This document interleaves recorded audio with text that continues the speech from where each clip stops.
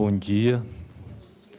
Em nome do Museu de Arte Moderna de São Paulo, eu gostaria de dar as boas-vindas a todos nessa manhã em que a gente vai abrir a segunda edição do Seminário Transmuseu. O Seminário Transmuseu, ele nasceu ano passado de uma inquietação que o mantinha em trazer ao público e debater com o público questões de várias áreas da instituição que muitas vezes não têm protagonismo no debate sobre os desafios de uma instituição que lida com arte experimental como é o MAM.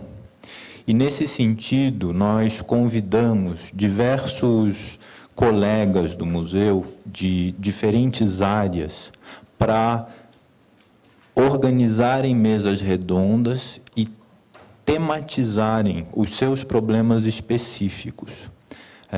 Áreas como captação, o acervo, o educativo, a curadoria, áreas que enfrentam desafios profissionais muito peculiares, né, num dia a dia como o do MAM, que merecem, portanto, ganhar voz própria. Nesse segundo ano do Transmuseu, nós mantivemos essa mesma proposta e, por isso, ao longo desses 3 dias de seminário, iremos trazer a público diversos aspectos de um museu que lida com a arte contemporânea, que traz a arte moderna ao público, que lida com a relação com o público mediada pelo educativo e que só consegue fazer isso e cumprir a sua missão porque vários setores se coordenam para enfrentar esses desafios de uma maneira unida. Mas nós precisamos também enfrentar novas questões e é por isso que o Transmuseu convida diversos agentes do setor público, do setor privado, artistas, diversos profissionais que virão colaborar conosco nesse enfrentamento dos nossos desafios. Para abrir a mesa de hoje, nós vamos ter a coordenadora da nossa área de eventos, Lívia Razente, que coordenará a primeira sessão de trabalho. Passo a palavra para a Lívia. Bom dia. É com grande satisfação que eu abro a primeira mesa do Seminário Transmuseu. Mesa esta que tem como objetivo discutir o museu como marca cultural, as novas perspectivas em comunicação e financiamento. Eu queria convidar o André Stolarski, que está aqui com a gente, o secretário Nilton Menezes e o Luiz Otávio Ribeiro. Nós pretendemos expandir o tema da comunicação, financiamento e consumo de cultura, debatendo sobre a gestão estratégica de marcas culturais, políticas de fomento à cultura no âmbito público e novas estratégias de financiamento, como, por exemplo, o financiamento colaborativo, crowdfunding, entre outros tópicos. Estamos num país que 92% das pessoas não frequentam museus e 93% nunca foram numa exposição de arte, em que 1% dos proponentes, pessoa jurídica, receberam quase 30% do valor captado e apenas 16% dos proponentes, pessoa física, conseguiram efetivamente captar recursos para os seus projetos. Então, eu acredito que a discussão sobre o fomento do mercado cultural ainda não se esgotou. Esses dados foram tirados do panorama setorial de cultura brasileira. Em um mundo que as novas tecnologias, como as mídias sociais, o conteúdo participativo, os aplicativos, começam a ganhar espaço como ferramenta de financiamento e tornam-se canais para promover o engajamento do público com o museu, me pergunto como as instituições culturais vão absorver esses canais e lidar com o público que tende a ser cada vez mais participativo no que vem sendo produzido. A composição da mesa aqui busca cobrir essas facetas. Tá? Cada participante vai discorrer por mais ou menos 20 minutos e depois a gente vai abrir para perguntas. Então, a gente tem aqui o André Stolarski, que é coordenador de comunicação e design da Bienal de São Paulo desde 2009. O André é também sócio-diretor da Tecnopop, que atua em consultoria estratégica de marca, criação de identidade visual e design. Formado e mestre em arquitetura pela Faculdade de Arquitetura e Urbanismo da USP, dirigiu o Departamento de Design e Museografia do Museu de Arte Moderna do Rio de Janeiro de 98 a 2000. E Nilton Menezes, secretário de Fomento e Incentivo à Cultura do Ministério de Cultura, atuou por 12 anos como gerente de cultura do Banco do Nordeste, sendo responsável pela criação e desenvolvimento de editais de patrocínio culturais e pela instalação de redes de centros culturais dessa instituição. E Nilton tem formação em jornalismo e foi produtor cultural nas áreas de música e cinema e consultor para a elaboração de projetos culturais. Temos também Luiz Otávio Ribeiro, graduado em Administração pela Escola de Administração de Empresas de São Paulo, Fundação Getúlio Vargas, cofundador da plataforma crowdfunding Catarse, a primeira criada no Brasil, que possibilita o financiamento de projetos criativos de forma colaborativa através da internet. Desde sua criação, no início de 2011, já circularam no Catarse mais de 500 projetos criativos e mais de metade deles obtiveram recursos para execução, o que mobilizou mais de 6 milhões de reais e mais de 55 mil apoiadores. Então, convido para abrir a mesa. A palavra, André Stolarski. Obrigado. Lívia, obrigado a todos pela presença. Bem, antes de começar, eu preciso só fazer um breve aviso. Eu vou, por razões aqui misteriosas, eu vou ler um texto, então eu queria pedir desculpas para todos. E eu também vou ter que ler como se esse texto não fosse nada demais, embora eu ache ele muito legal. Então, fica essa coisa meio esquisita. E aí, por outro lado, eu também fico essa coisa assim, não vamos participar de grandes debates, mas as questões que eu coloco aqui são polêmicas. Então, a gente vai lidar com isso. Na verdade, é uma apresentação muito rápida e eu queria apresentar um estudo de caso baseado na experiência da Bienal. Vou falar dois tópicos bem breves antes de começar.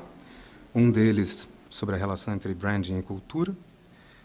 E um outro que é um resumo de um argumento de um artigo que aparece num livro chamado Reprograme, sobre a relação entre branding e museus, né? Ou entre planejamento estratégico de marca e museus.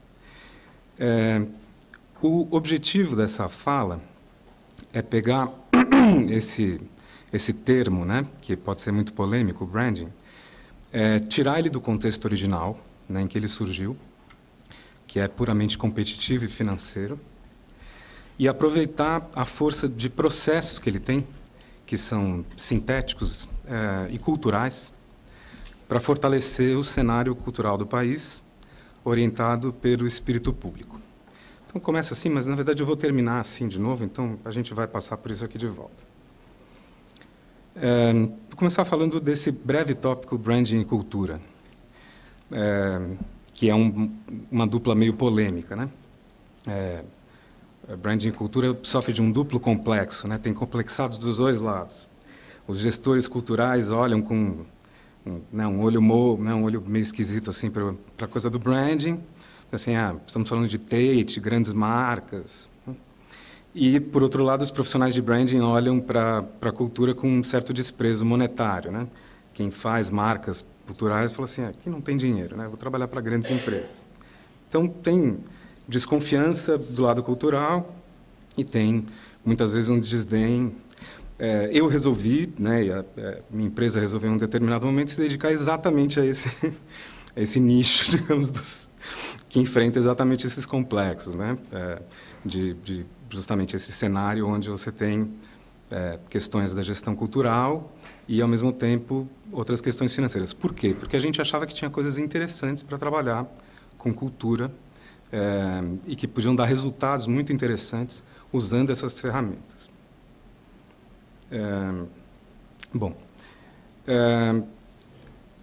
A gente fez isso procurando escapar da mera incorporação do raciocínio do branding ao, digamos assim, trabalho profissional. Não é que nós não vamos fazer projetos estratégicos de marca para instituições culturais.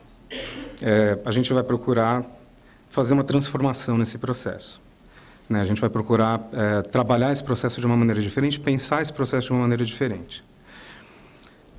E a ideia é que, para você poder pensar cultura, para você poder trazer esse raciocínio para a cultura, ou você pensa isso de uma maneira diferente, ou, de fato, isso é impossível. Não é possível você pensar um museu como marca cultural pura e simplesmente, como se pensam projetos estratégicos de marca, sem que haja uma profunda transformação antes de fazer isso ou de se falar disso. Então, a ideia aqui é não só falar, digamos, da Bienal como um caso, né, prático, mas também aproveitar a ocasião para pensar um pouco sobre isso, né? Então, a gente está falando um pouco de investigação, de pesquisa, né? Enfim, a Bienal é o nosso estudo de caso. O livro Reprograme, o artigo do livro Reprograme, ele parte dessa ideia de que dessa ideia esquisita, né, que não fica óbvia de início, de que branding, na verdade, é cultura. Né? Para os profissionais de branding, criar marca é criar cultura. E aí isso já cria uma coisa curiosa. Né? Você não tá criando um fetiche, você está criando uma maneira de fazer as coisas. Isso nas corporações. Para mim, especificamente, essa é uma discussão muito interessante, mais complexa, e ela vai para a antropologia. Quer dizer, ela tem questões aí que, para nós, são acadêmicas e tal, não vou entrar nesse ponto, mas, digamos assim, a coisa é mais complexa, envolve política, envolve um monte de outras coisas. E a ideia é que, nesse cenário, branding, ele tem um lado que poderia ser muito legal, que é o de certa forma, poder contribuir com a diversificação do cenário de investimentos de cultura no país. O cenário geral, quer dizer, a gente tem alternativas hoje, né, a gente tem práticas dominantes, mas várias ferramentas do branding poderiam contribuir para que você abrisse novas frentes nessas áreas, né? Frentes de investimentos, frentes de colaboração. Não apenas no âmbito privado, mas, sobretudo, no âmbito público. E a ideia é que, nesse sentido, a gente expande um pouco a ideia de marca para uma coisa que a gente poderia chamar de sínteses. Né? Então, a gente está falando tanto de corporações, quanto de parceiros e investidores, quanto de projetos governamentais, de políticas públicas, parceiros públicos. Todos eles, no final das contas, acabam se comportando como marcas, não no sentido de marca mercadológica, mas no sentido de serem sínteses, vontades, projetos,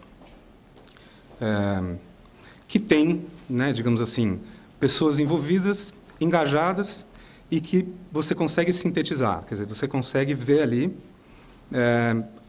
digamos, a marca daquilo que está sendo feito. Né? Então, um dos pressupostos é que as marcas conversam com marcas. E isso é um outro dado do branding, digamos que entra não de forma puramente comercial, mas entra de uma forma que a gente pode chamar mais próxima de uma diversidade público-privada dessa gama, né, que pode virar o cenário de investimentos no país. O branding ele tem uma característica muito interessante, que, quando bem aplicado, ele privilegia a institucionalização em detrimento da personalização da gestão das instituições. Então, como ele é feito, como as marcas são feitas de um modo geral pela participação das pessoas, o que você tem como resultado final é que as marcas não pertencem, na verdade, elas não são controláveis. Como se pensa, elas não são tanto o fetiche da marca, elas são muito mais abertas, elas pedem muito mais a participação das pessoas, e elas são muito mais, portanto, o branding é muito mais próximo da institucionalização, de discussões institucionais, da democratização das instituições e da despersonalização das gestões. Isso é um lado muito interessante da questão. E isso leva para uma coisa que a gente poderia chamar de ênfase nas políticas públicas, porque aí a gente está falando de instituições fortes, a gente não está falando apenas de mercado, apenas de investimentos, apenas... então, é esse o lado, né, que, digamos, eu queria ressaltar, que é como se a gente fizesse uma espécie de antropofagia do brand, né? A gente pega esses processos que são, na origem, né, todos competitivos, financeiros, etc. e tal, desloca, pega os processos todos e transforma em uma coisa que pode virar uma coisa muito mais legal em termos de políticas públicas, em termos de consequências para a estrutura do sistema cultural do país e do seu financiamento, da sua sustentação. O caso da Bienal, ele me parece modelar. E é ele que eu queria discutir aqui, não só como, digamos assim, protagonista do projeto, e eu vou ser bem rápido, vou apenas mencionar alguns passos, mas como, digamos assim, uma abertura para a gente discutir essas possibilidades, porque a Bienal está num ponto muito nodal, e aí ela serve de hub para várias discussões dessas. Vou falar apenas aqui muito brevemente, né, que a história começa com a implantação da gestão do presidente Heitor Martins, que empreendeu, enfim, né, uma série de mudanças na Bienal, das quais talvez a principal e a fundamental tenha sido uma alteração radical na governança, né, na forma de enxergar a Bienal como instituição e de estruturar a Bienal como instituição de forma permanente. Houve um processo, de fato, de redefinição de governança que demorou por volta de 1 ano e meio para ser concebido durante o início da gestão, e ele foi seguido de perto por esse processo de, digamos, planejamento estratégico de marca, né, que tinha essa visão institucional. Não era um planejamento estratégico de marca com foco na marca Bienal. Essa ideia, inclusive, ela não é a força, não é o que está querendo discutir aqui. A ideia era usar as ferramentas desse planejamento para poder olhar para esse mundo de questões e sair de lá com uma síntese que fosse muito poderosa. Esse projeto ele foi muito incentivado por todos os diretores, sem dúvida nenhuma, mas certamente o atual presidente, o Luiz Terepins, ele foi, digamos assim, um dos entusiastas da ideia. Isso tem absolutamente tudo a ver, acho que, com uma postura que está sendo assumida também, que é, ao mesmo tempo, de uma presidência discreta, com um foco institucional muito forte, o que, para mim, faz todo sentido em termos do uso do planejamento estratégico de marca como fortalecimento institucional, enfim, as coisas casam, né? Bom, só para lembrar, desculpe, só para a gente lembrar mesmo, a Bienal é uma fundação privada sem fins lucrativos de interesse público, o que coloca ela digamos, numa situação que várias instituições vivem. Então, ela tem características, digamos assim, né, que colocam ali a sua própria, né, sobrevivência sempre em desafio. Ao mesmo tempo, ela tem uma responsabilidade muito grande. A ausência de fins lucrativos, né, coloca ela em posições muito especiais, coisas que muitas instituições compartilham no Brasil, e isso coloca uma série de desafios. Como em muitas instituições, o conselho e a diretoria são voluntários. Isso também significa um cenário institucional onde você tem que juntar várias peças e elas têm que estar muito bem articuladas e muito unidas. E tem um corpo executivo agora permanente muito forte, muito bacana, que tem, digamos assim, tocado, né, a Bienal de uma maneira também muito poderosa. Mas você tem, digamos, um organismo complexo. E tem, junto com isso, desafios enormes de manutenção, tanto da própria estrutura da Bienal, quanto dos eventos que ela produz. Então, tudo isso coloca uma série de desafios. Além disso, ou eu diria, somado a isso, a gente pode dizer com certeza que a Bienal é um ponto nodal no sistema da cultura brasileira. Ela é, talvez, um dos principais nós do sistema cultural do país, por causa do evento Bienal, que é o primeiro grande evento de arte contemporânea do Brasil e o terceiro maior do mundo, o que coloca, digamos, a Bienal numa espécie de linha de frente muito especial e um desafio de marca, nesse sentido, ainda mais complexo. Ela tem uma característica, em termos de marca, muito especial. Como o que as bienais fazem com o sistema da arte, não só no Brasil, mas no mundo, é assumir proposições livres, feitas pelas curadorias das bienais, que ajudam a definir as práticas contemporâneas de praticamente todas as instituições culturais do planeta. Uma Bienal como a 30ª, por exemplo, ela repercutiu em todo o mundo, de diversas maneiras, em milhares de aspectos, desde aspectos culturais, econômicos e tal. Isso coloca a Bienal na ponta de uma coisa que a gente chama de geração de valor simbólico, que é o cerne daquilo que a gente chama de economia criativa. Então, a Bienal está num ponto central da economia criativa brasileira. A gente pode dizer isso. Bem, aí tu fala assim, Bienal ou as bienais? E aí o conceito de marca vem ajudar mais uma vez. Na verdade, a marca não é você que faz, são as pessoas que fazem. Então, essa confusão ela vai sempre acontecer. E a Bienal ela vai conseguir, digamos assim, lidar bem com essas questões na medida em que as bienais façam alguma coisa coerente com o que a instituição faz, que é alguma coisa coerente com o que a sociedade faz, que é alguma coisa coerente com as contribuições que a Bienal dá para a sociedade.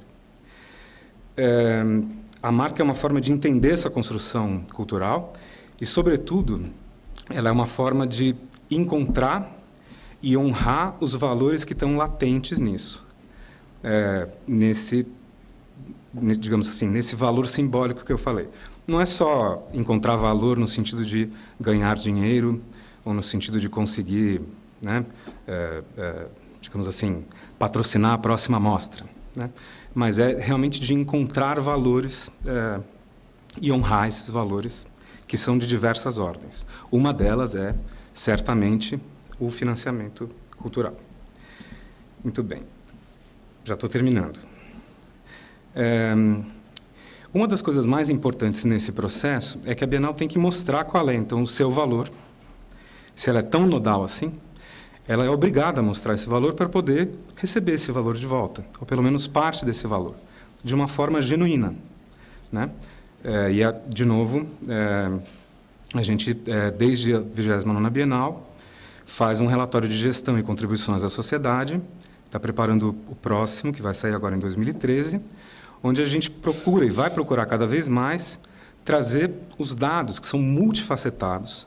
Eles vão do turismo à economia, à cultura, à própria contribuição cultural, certamente a presença maciça e fenomenal do educativo da Bienal, mas, de toda forma, a Bienal ela dá um retorno para a sociedade que precisa ser mostrado. Essa atribuição de valor, esses valores que a Bienal produz para a sociedade são essenciais para que ela possa, de fato, reclamar algum valor para si nesse processo. E a marca, uma ideia forte de marca, ela foi, digamos assim, para a instituição, essencial no processo. Nós fizemos um trabalho de 1 ano de investigação e, na verdade, a questão ficou muito clara desde o início. Quer dizer, a Bienal como ponto nodal, a primeira coisa que ficou muito óbvia é que ela se relaciona com praticamente todo mundo, de diversas formas. E nós entrevistamos muitas pessoas desses públicos e nós, ao final das contas, nós entendemos, e foi talvez uma coincidência poética, que uma frase proferida lá atrás, lá nos anos 50, pelo Lúcio Gomes Machado, que dizia que o papel da Bienal era manter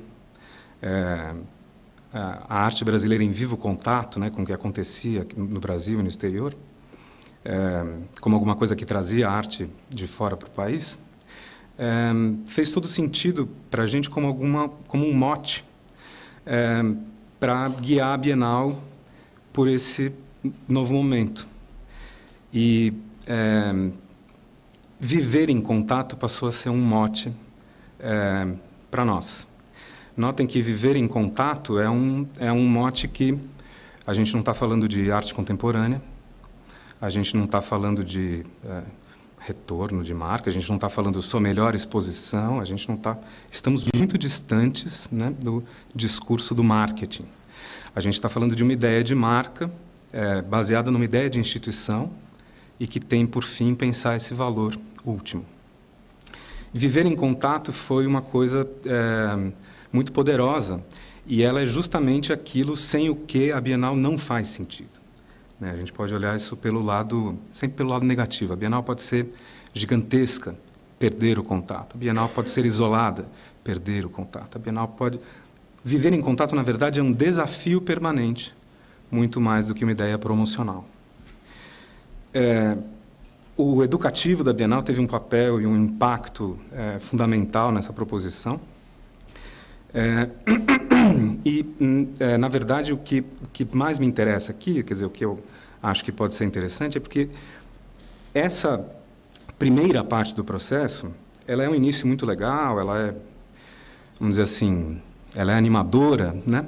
Mas eu queria reforçar que o que interessa justamente são os processos que permitem que o branding ou as políticas de marca sejam implementados nas instituições. E essa é a parte difícil.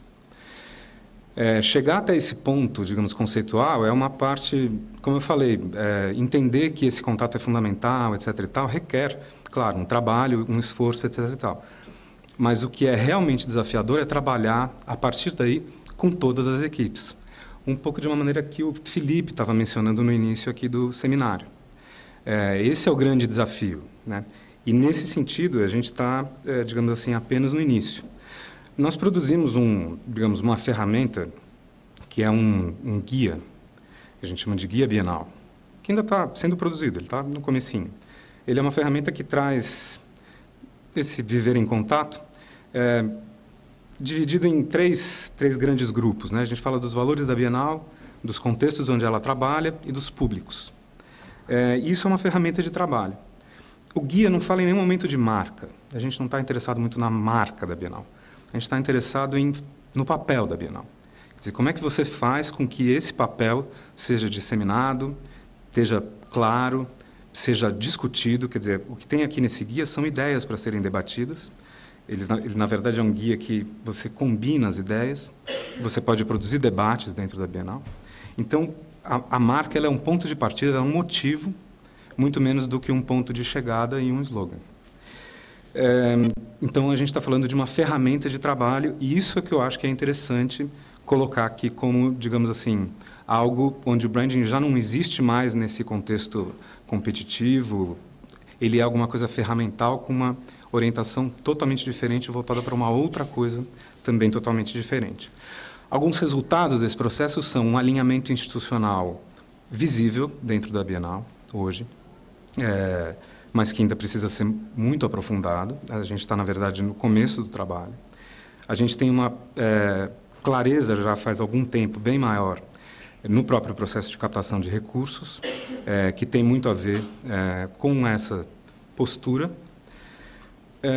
E a gente tem mais clareza do que significam essas marcas conversando com marcas, que não é o fetiche da marca, mas significa que a gente entende parceiros, projetos, instituições, investidores dentro, digamos assim, conversando mais ou menos dentro dessa mesma armadura conceitual, que a gente está trabalhando com sínteses e com sínteses que são baseadas em coisas disseminadas, portanto, mais institucionalizadas ou mais compartilhadas. Com isso, a gente realmente sai do contexto de competição A gente não está falando aqui de uma Bienal competindo por recursos no mercado com outras instituições. A gente está falando de um cenário muito mais colaborativo. É aquela história de pedir valor, mostrando o valor que você produz. E, nesse sentido, as nossas conversas com parceiros institucionais, parceiros públicos, as discussões que envolvem políticas públicas têm absolutamente tudo a ver com este assunto. Como eu falei, o início do processo é agora. A gente ainda tem muita coisa para fazer. Nós estamos no início. Queria enfatizar essa coisa da implantação, que é, de fato, mais difícil em qualquer instituição, porque esse trabalho é diário e é o grande desafio.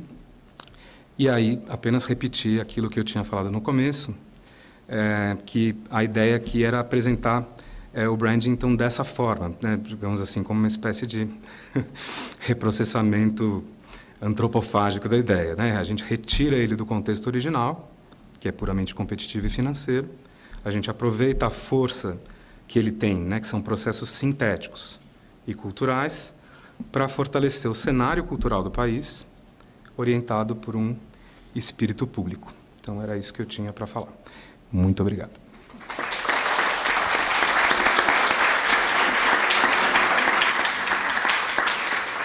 Eu passo a palavra para o Anilton Menezes. Bom, eu vou tentar, nesses 20 minutos, dar algumas informações para vocês, e até para abrir o debate, sobre 3 temas que talvez precisassem de 3 seminários. A Lei Rouanet, o Procultura e o Vale Cultura, que são as 3 pautas, talvez, mais importantes do financiamento da cultura brasileira, hoje no Ministério da Cultura. Pode passar.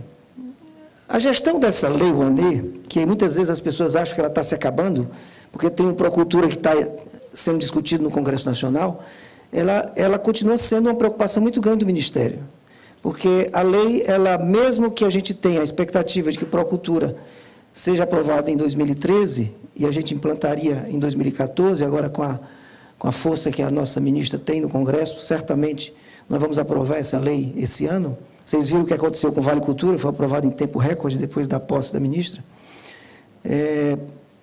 Mesmo que ela seja aprovada esse ano, nós vamos ter uma convivência de uns 4 anos entre as 2 leis, que é uma operação bastante delicada, porque eu vou conviver dentro do Ministério com 2 mecanismos e vocês, proponentes, produtores culturais, vão conviver com 2 mecanismos.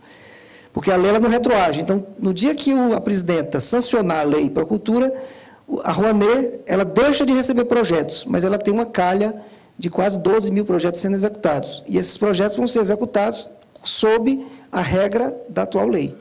Então, nós vamos ter que ter 2 sistemas, 2 metodologias, 2 instruções normativas, até que a calha vai esvaziando da Lei Rouanet e a calha do Procultura vai se enchendo. Isso a gente acha que é uma transição de em torno de 3 a 4 anos. Então, se eu tenho um ano de 2013, mais uns 3 ou 4 anos, eu tenho pelo menos 5 anos de gestão da Lei Rouanet. Então, a gente não pode abandoná-la agora na expectativa de que ela está sendo substituída por outro. E, para fazer a gestão, é necessário que a gente compreenda os parceiros dessa gestão. Eu acho que foi a partir daí que a nossa secretaria conseguiu fazer um trabalho mais adequado de gestão dessa lei, reconhecendo cada um desses parceiros que atuam de uma forma diferenciada dentro do mecanismo. Porque havia uma certa confusão entre esses partícipes. As pessoas não se enxergavam como parceiro de outros tantos que também operam a lei. Então, a lei ela é gerenciada pela Secretaria de Fomento, a nossa secretaria. Ela é o que o antigo ministro Juca chamava de cabeça do sistema, e a gente entendeu que cabeça do sistema não é mandar no sistema, mas é pensar no sistema, é pensar num programa, tratar isso como um programa e tentar ouvir cada uma das partes e fazer, dentro da legalidade, dentro daquilo que é possível ser feito, fazer uma gestão a mais próxima possível da expectativa de quem opera o sistema. Opera esse sistema todas as secretarias do MINC, então nós tivemos que dialogar com todas as secretarias, porque não, é um ministério só, é o sistema MINC, mas não havia esse diálogo para a lei. A gente precisou fazer esse diálogo em cada secretaria, entender a demanda dessas secretarias para poder trabalhar de forma conjunta. As instituições vinculadas do Ministério, que são 7, a Fundação Palmares, Funarte, FAM e BRAN, que todas elas operam o sistema, e todas elas operavam de uma maneira completamente distinta. Então, haviam proponentes que dialogavam com a Funarte, esse mesmo proponente dialogava com o IBRAM, e as regras não eram cumpridas de forma adequada entre essas 2 instituições. As nossas representações regionais, que estão presentes em todo o Brasil, que também operam, porque estão na ponta, fazendo atendimento à produção cultural. Os nossos pareceristas, nós temos 600 pareceristas espalhados no Brasil todo. Esse sistema de pareceria foi muito mal implementado. Quando eu cheguei no Ministério, já estava sendo implementado. Eu avisei para o ministro Chuca que ia dar problema. Conseguimos ajustar esse sistema de pareceristas, mas ele hoje sofre uma auditoria da CGU. Eu estou esperando o relatório da CGU. Eu ia lançar um novo edital para fazer uma série de correções no sistema de pareceristas, mas a CGU pediu para eu segurar, enquanto eles terminam a auditoria que está sendo feita no processo de contratação dos pareceristas. A Comissão Nacional de Incentivo à Cultura, que a gente requalificou a comissão, vocês conhecem, é uma representação da sociedade, mas ela era muito burocrática. O que a comissão fazia era o que eu chamo de cara crachá. Cabia na lei ou não cabia na lei. E, para isso, eu não preciso de comissão, eu preciso de estagiário, para saber se cabe ou não na lei. É só ler os artigos da lei e saber se cabe. Eu precisaria de uma comissão que tensionasse mais a discussão. E, quando eu assumi o Ministério, a comissão ela tinha 90% dos seus integrantes daqui de São Paulo e Rio. Me surpreendeu quando eu autorizei as passagens aéreas, e todas eram praticamente de pessoas aqui de São Paulo e Rio. Eu digo, essa comissão não é nacional, não devia ter representação de todo o país, e nós requalificamos a comissão, fizemos um novo processo de seleção dessa comissão. Hoje a comissão tem representantes de todas as regiões do Brasil, tem 4 do Norte, 5 do Nordeste, tem mais aqui do Sudeste, óbvio que tem um peso maior, mas ela está mais equilibrada. E ela hoje se tornou uma comissão itinerante, ela roda o país, fazendo as reuniões e fazendo contato, travando o diálogo em cada um dos estados que nós vamos. Pelo menos uma vez a cada ano, nós rodamos as 5 regiões do Brasil. Hoje a comissão está reunida em Salvador. Eu vou sair daqui e vou direto para lá, que ela já está reunida desde ontem em Salvador. Os patrocinadores, havia um conceito dentro do Ministério que a CEFIC não dialogava com o patrocinador, que isso era um assunto dos proponentes. E nós puxamos os patrocinadores para conversar, porque é necessário que eles compreendam o que está acontecendo. Amanhã mesmo eu tenho uma conversa com o empresário de Salvador sobre a Lei Rouanet, onde a gente reúne esses empresários, os contadores, que a gente também conversa com os contadores, até para poder desmistificar essa história de que quem entra na Lei Rouanet vai ter uma devassa fiscal, que a Receita Federal vai pegar todo mundo, né, a partir do investimento da Lei Rouanet. Então, nós fizemos um diálogo com os patrocinadores e ajustamos uma série de coisas. Um deles, por exemplo, foi os editais que esses patrocinadores lançam, que eram editais completamente descolados do modo de operação da lei. E isso inchava muito a pauta da CEFIC. Vocês imaginam, a Petrobras lança um edital, ela tem 5.000 concorrentes. Aí ela exigia que o PRONAC fosse apresentado. Resultado, eu recebo lá na CEFIC 5.000 pessoas querendo PRONAC. E somente no final do processo, a Petrobras patrocina 60 projetos. E o que é que eu faço com os 4.940 que estão aprovados? Considerando que cada projeto desse custa para o Ministério da Cultura em torno de R$ 2.500, que ninguém não sabia disso. A partir da hora que o projeto entra na nossa calha, até a hora que é aprovado e publicado no Diário Oficial, nós temos uma despesa de R$ 2.500. 5.000 projetos, eu estou falando de 12 milhões e meio de despesa do Ministério só para operar o edital da Petrobras. Então, a gente inverteu esse processo, desoneramos a pauta da comissão e da CEFIC para poder fazer um melhor atendimento, uma melhor gestão daqueles projetos que estão sendo executados. Antigamente, a gente tinha cerca de 9% dos projetos que eram aprovados, eles de fato aconteciam. Hoje nós estamos com índice em torno de quase 35% a 40% de tudo que é aprovado é realizado. Por quê? Porque nós enxugamos a entrada, não que a gente está vedando a entrada de novos projetos, é que a gente está qualificando essa entrada. Teve muito proponente também que deixou de apresentar projetos, porque, como antigamente demorava muito a fazer uma análise de projeto, as pessoas apresentavam 5, 6, 7, porque, bom, já vai demorar, eu vou logo apresentando, e isso ia inchando a pauta. Como hoje as pessoas veem que tem uma certa agilidade na análise, nós saímos de 112 dias de tempo médio de análise de projeto para 35, nesses 3 anos. Então, as pessoas sabem que é possível apresentar um projeto e, rapidamente, ele ter esse projeto aprovado, se ele responder às diligências que são necessárias. Com relação a isso, eu até brinquei com a ministra Marta, que eu recebi um aviso dos órgãos de controle que eu estava sendo rápido demais. O que é que estava acontecendo, que a análise estava muito rápida. Então, a gente está tendo que explicar agora por que a gente conseguiu ser mais eficiente. Começamos a conversar também com os proponentes, em encontros como esse, em vários encontros que fizemos pelo Brasil, e desenhamos uma instrução normativa, claro, sempre dentro da legalidade, o mais próximo possível daquilo que é possível ser feito para facilitar a vida desses proponentes. E colocamos dentro do conceito da Secretaria que o proponente é a principal figura do sistema. Antigamente chamavam lá na Cefic o proponente de oponente. O proponente não podia entrar na Cefic. Você imagine que lógica maluca é essa, onde o meu cliente não entra na empresa. Eu não atendo o meu cliente. Ora, aí a gente começou a tensionar isso dentro da secretaria. Eu disse, vocês já imaginaram que se não tiver proponente não tem Cefic? Porque se não tiver projeto, não tem sentido a gente estar aqui trabalhando como servidor público. Então, o proponente passa a ser, de fato, a figura central dentro de todo o processo de gestão da Lei Rouanet. A sociedade brasileira, é para ela que foi feita a lei não foi feita para artista. O artista ele é usuário do sistema, mas a Lei Rouanet foi criada para a sociedade brasileira. Nos seus princípios da lei está lá, dá acesso aos brasileiros do que se produz de cultura nesse país. E a sociedade brasileira nos aponta muita coisa, que a gente às vezes não enxerga. Ingressos que estão sendo vendidos a preço muito alto. Quando a gente vai lá, vai ver o ingresso que está sendo vendido não está do jeito que foi colocado no plano de distribuição de produtos. E a gente vai lá fiscalizar, e agora a gente fiscaliza. Hoje a gente tem fiscalização em loco. A gente começou a fazer visitas aos projetos em loco. Hoje, exatamente nessa semana, eu estou com 5 pessoas em Salvador, porque a CNIC está lá, fiscalizando os projetos da Bahia, indo nos projetos e fazendo, não aquela fiscalização punitiva, mas a fiscalização de fazer a coisa certa antes de dar errado. Esse é o objetivo nosso, ajudar a dar certo. E não apontar somente os erros e depois colocar eles como inadimplente. E os órgãos de controle, que são nossos fiscais, mas, ao mesmo tempo, são nossos parceiros. Eu não entendo a CGU, o TCU, como uma fiscalização punitiva.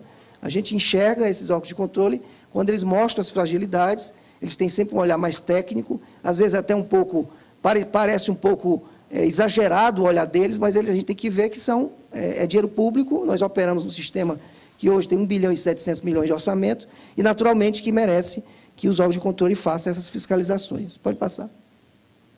Aqui eu vou passar rapidamente alguns slides para vocês terem ideia do tamanho disso, dos números. Esses números foram atualizados ontem. Em 2012, você percebe que em 2011 nós recebemos 8.582 projetos. Em 2012 nós recebemos bem menos. Por que isso? Resultado da qualificação que a gente está fazendo na entrada. Então, nós não tivemos, de 2011 para 2012, basicamente nenhuma redução, uma redução muito pequena de captação, eu vou mostrar para vocês o número, e a gente já identificou onde é que foi essa redução, e tivemos uma diminuição da pauta da CNIC. Porque aí eu passo a ter uma CNIC, não adianta eu ter uma CNIC com 2.000 projetos que elas não vão analisar. Eu preciso ter uma CNIC com menos projetos, para que a qualidade dessa análise seja mais apropriada àquilo que a gente espera de uma comissão nacional. Pode passar. Essa questão do artigo 18 da lei, que é uma coisa para a gente muito, muito grave, em termos de gestão. Porque a lei, quem opera deve conhecer, ela criou artistas diferentes de outros, dentro da mesma classe. Então, à medida que esse artigo 18 foi incluindo, como possibilidade de 100%, determinadas categorias, foi deixando as categorias de fora. E dependendo da redação de cada item, é mais grave ainda. Por exemplo, artes cênicas, tudo de artes cênicas é artigo 18. Por quê? Porque o legislador, quando colocou o artigo A, a linha A, colocou só artes cênicas.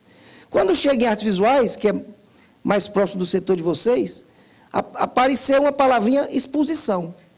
Então, exposição de artes visuais. Se for um curso de artes visuais, não tem artigo 18. Então, a pessoa me apresenta um curso de teatro, eu dou 100%. Mas apresenta um curso de artes visuais, eu não posso dar 100%. O que eu não acho justo. Né? Você está trabalhando, se é formação, essa classificação pela calha do segmento, ela promove essas distorções que vocês todos devem ver de vez em quando pela imprensa, como o famoso caso do Circo de Solé. Por que o Circo de Solé recebeu no passado, hoje não recebe mais, porque a CNIC, inclusive, hoje está mais rigorosa, por que o Circo de Solé recebeu artigo 18 e recebeu possibilidade de patrocínio? Porque o Circo de Solé, para essa lei, é circo, só.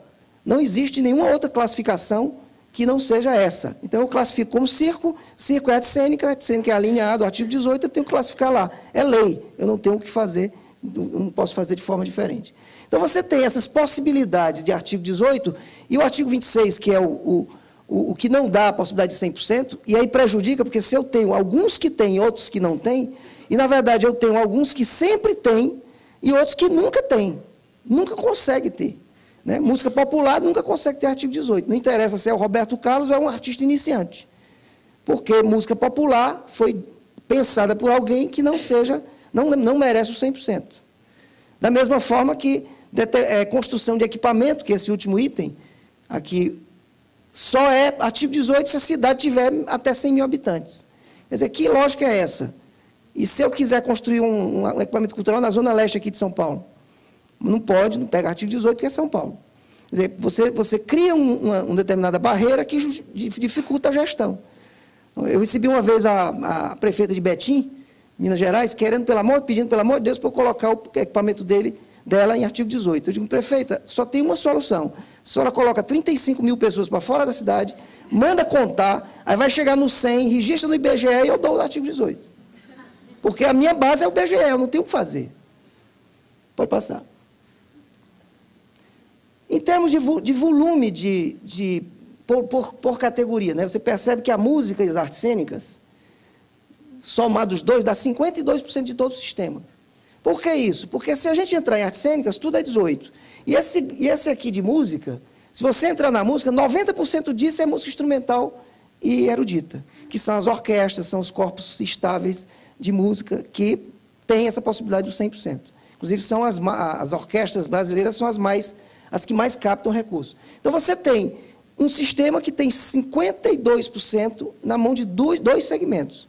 Aí um órgão de controle vai e diz que a gente tem que fazer uma gestão porque na lei está escrito de que a distribuição de recursos tem que ser feita de forma desconcentrada por proponente e por segmento. É exatamente onde a gente não consegue desconcentrar, por proponente e por segmento. Por quê? Por causa da lógica que está colocada na lei. Se eu tenho dois segmentos que me dão 100% e os outros não dão, obviamente que o empresário vai investir mais nesses que dão 100%. Pode passar. Outra dificuldade também que a gente tem de gestão é essa concentração muito grande na Funarte. Quer dizer, a Funarte toma conta de quase 70% do sistema. Tudo tramita pela Funarte. 70% do que a gente passa pela Funarte. Isso pesa muito a Funarte. E a gente teve que fazer um trabalho de gestão dentro da Funarte, dar recursos para a Funarte, para que a Funarte pudesse fazer uma gestão adequada ao processo como um todo, para não ficar um passivo de análise na Funarte por meses sem poder analisar. Você vê que o IBRAM, a parte de museus, tem menos de 1% do sistema na calha dele. Pode passar. Essa apresentação eu vou deixar aí para depois distribuir. São números que são importantes conhecer. O nosso orçamento de Lei Rouanet, ele vem crescendo ano a ano. Veja que de 2003, a LDO, que é a Lei de Diretrizes Orçamentárias, saiu de 135 milhões, e esse ano, de 2013, nós temos 1.790. Esse é o orçamento que a gente tem para operar o sistema. Esse orçamento ele não pode ser ultrapassado, principalmente quando sai a LOA, porque isso aqui é uma previsão e a lei orçamentária anual, que foi votada ontem no Congresso, eu ainda nem sei o valor da Lei Rouanet na LOA, aqui estava aprovado, né, mas foi aprovada ontem. É esse valor aqui que nos interessa, porque é esse valor que a gente tem de fato para gastar. Então, veja que em 2011, nós gastamos, em relação à LOA, 99,5% do que foi dado. Então, aquela história que às vezes vocês ouvem falar, se todos os empresários colocassem os seus 4%, eu já vi artigos sobre isso, daria para investir 8 bilhões de reais. Mas vem de onde esse dinheiro? Se eu tenho um limite orçamentário na LOA que eu tenho que obedecer. Eu não posso ir além disso. Vocês percebem que nos anos anteriores, estourava-se os valores. A partir de 2009, não se estoura mais. Por quê? Porque né, no passado nós não tínhamos um mecanismo de controle como nós temos hoje, porque é um controle delicado e difícil de ser feito, porque eu só enxergo a captação que vocês fazem depois que vocês fazem.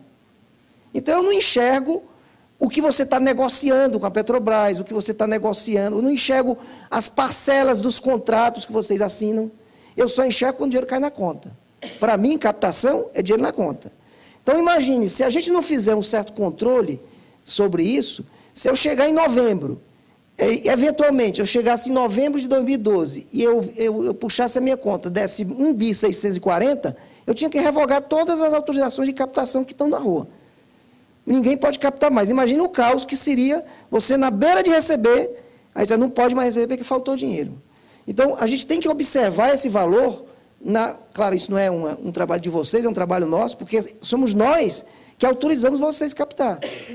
Então, a gente autoriza no overbooking, a gente autoriza muito mais do que pode, para poder chegar num valor que a gente acha que vai bater na trave de 2000, do que está aprovado. Em 2012, nós estamos, esse número aqui vai chegar a uns 80%, porque nós estamos ainda apurando. A apuração vai até o final de março, a gente ainda está recebendo dos proponentes alguns recibos. Por que foi para 80%? Porque houve um aumento razoável aqui na LOA de 1.300 para 1.600.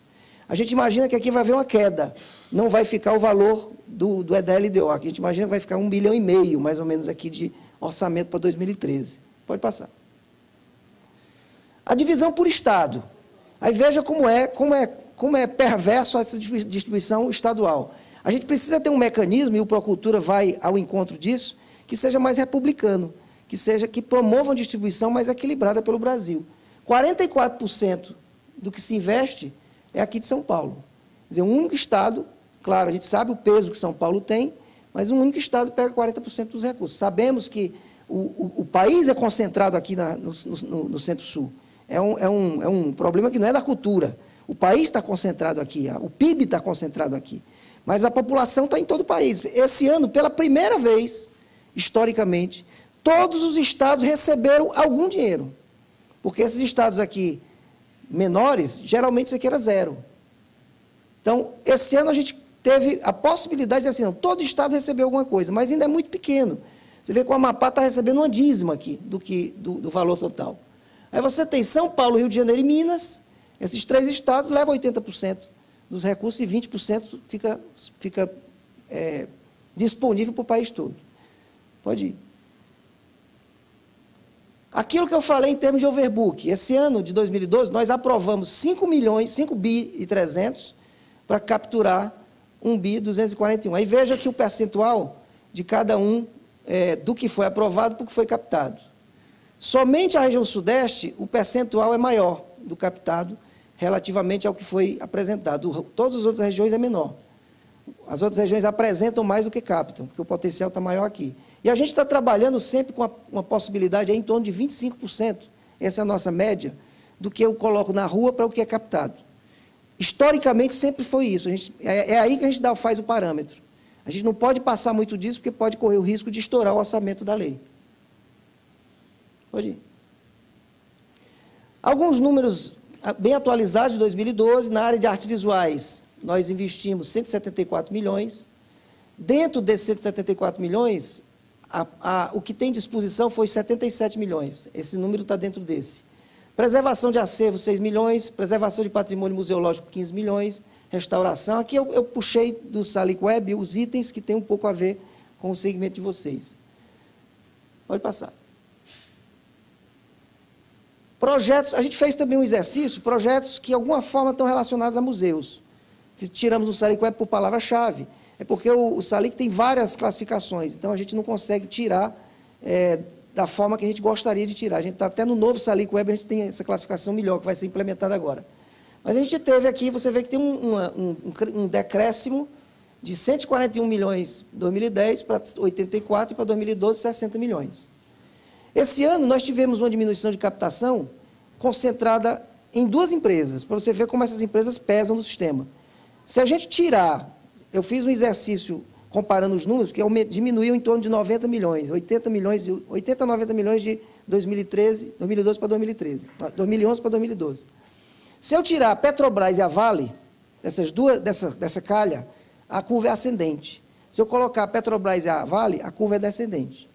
Por quê? Porque essas 2 empresas, vocês devem ter visto aí notícias nos jornais, que os lucros foram muito menores e tal, tiveram um impacto muito grande aqui no sistema. Só essas 2 empresas tiveram uma redução que reduziu o valor total da captação. A Petrobras baixou de 120 milhões para 80 e a Vale baixou de 110 para 40. Então, somente esses dois decréscimos de investimento deu um impacto negativo na lei. Pode ir. Os maiores captadores, Instituto Cultural Itaú, Aventura e Entretenimento, aqui são os 10 maiores captadores do ano. A Fundação Bienal de São Paulo está aqui, as orquestras, as 2 orquestras, a Time for Fun, que faz aqueles musicais e tal, e tem um poder de captação muito grande. Pode passar. E a seguinte, os maiores investidores. Petrobras, Vale, né, são as 2 empresas que mais investem.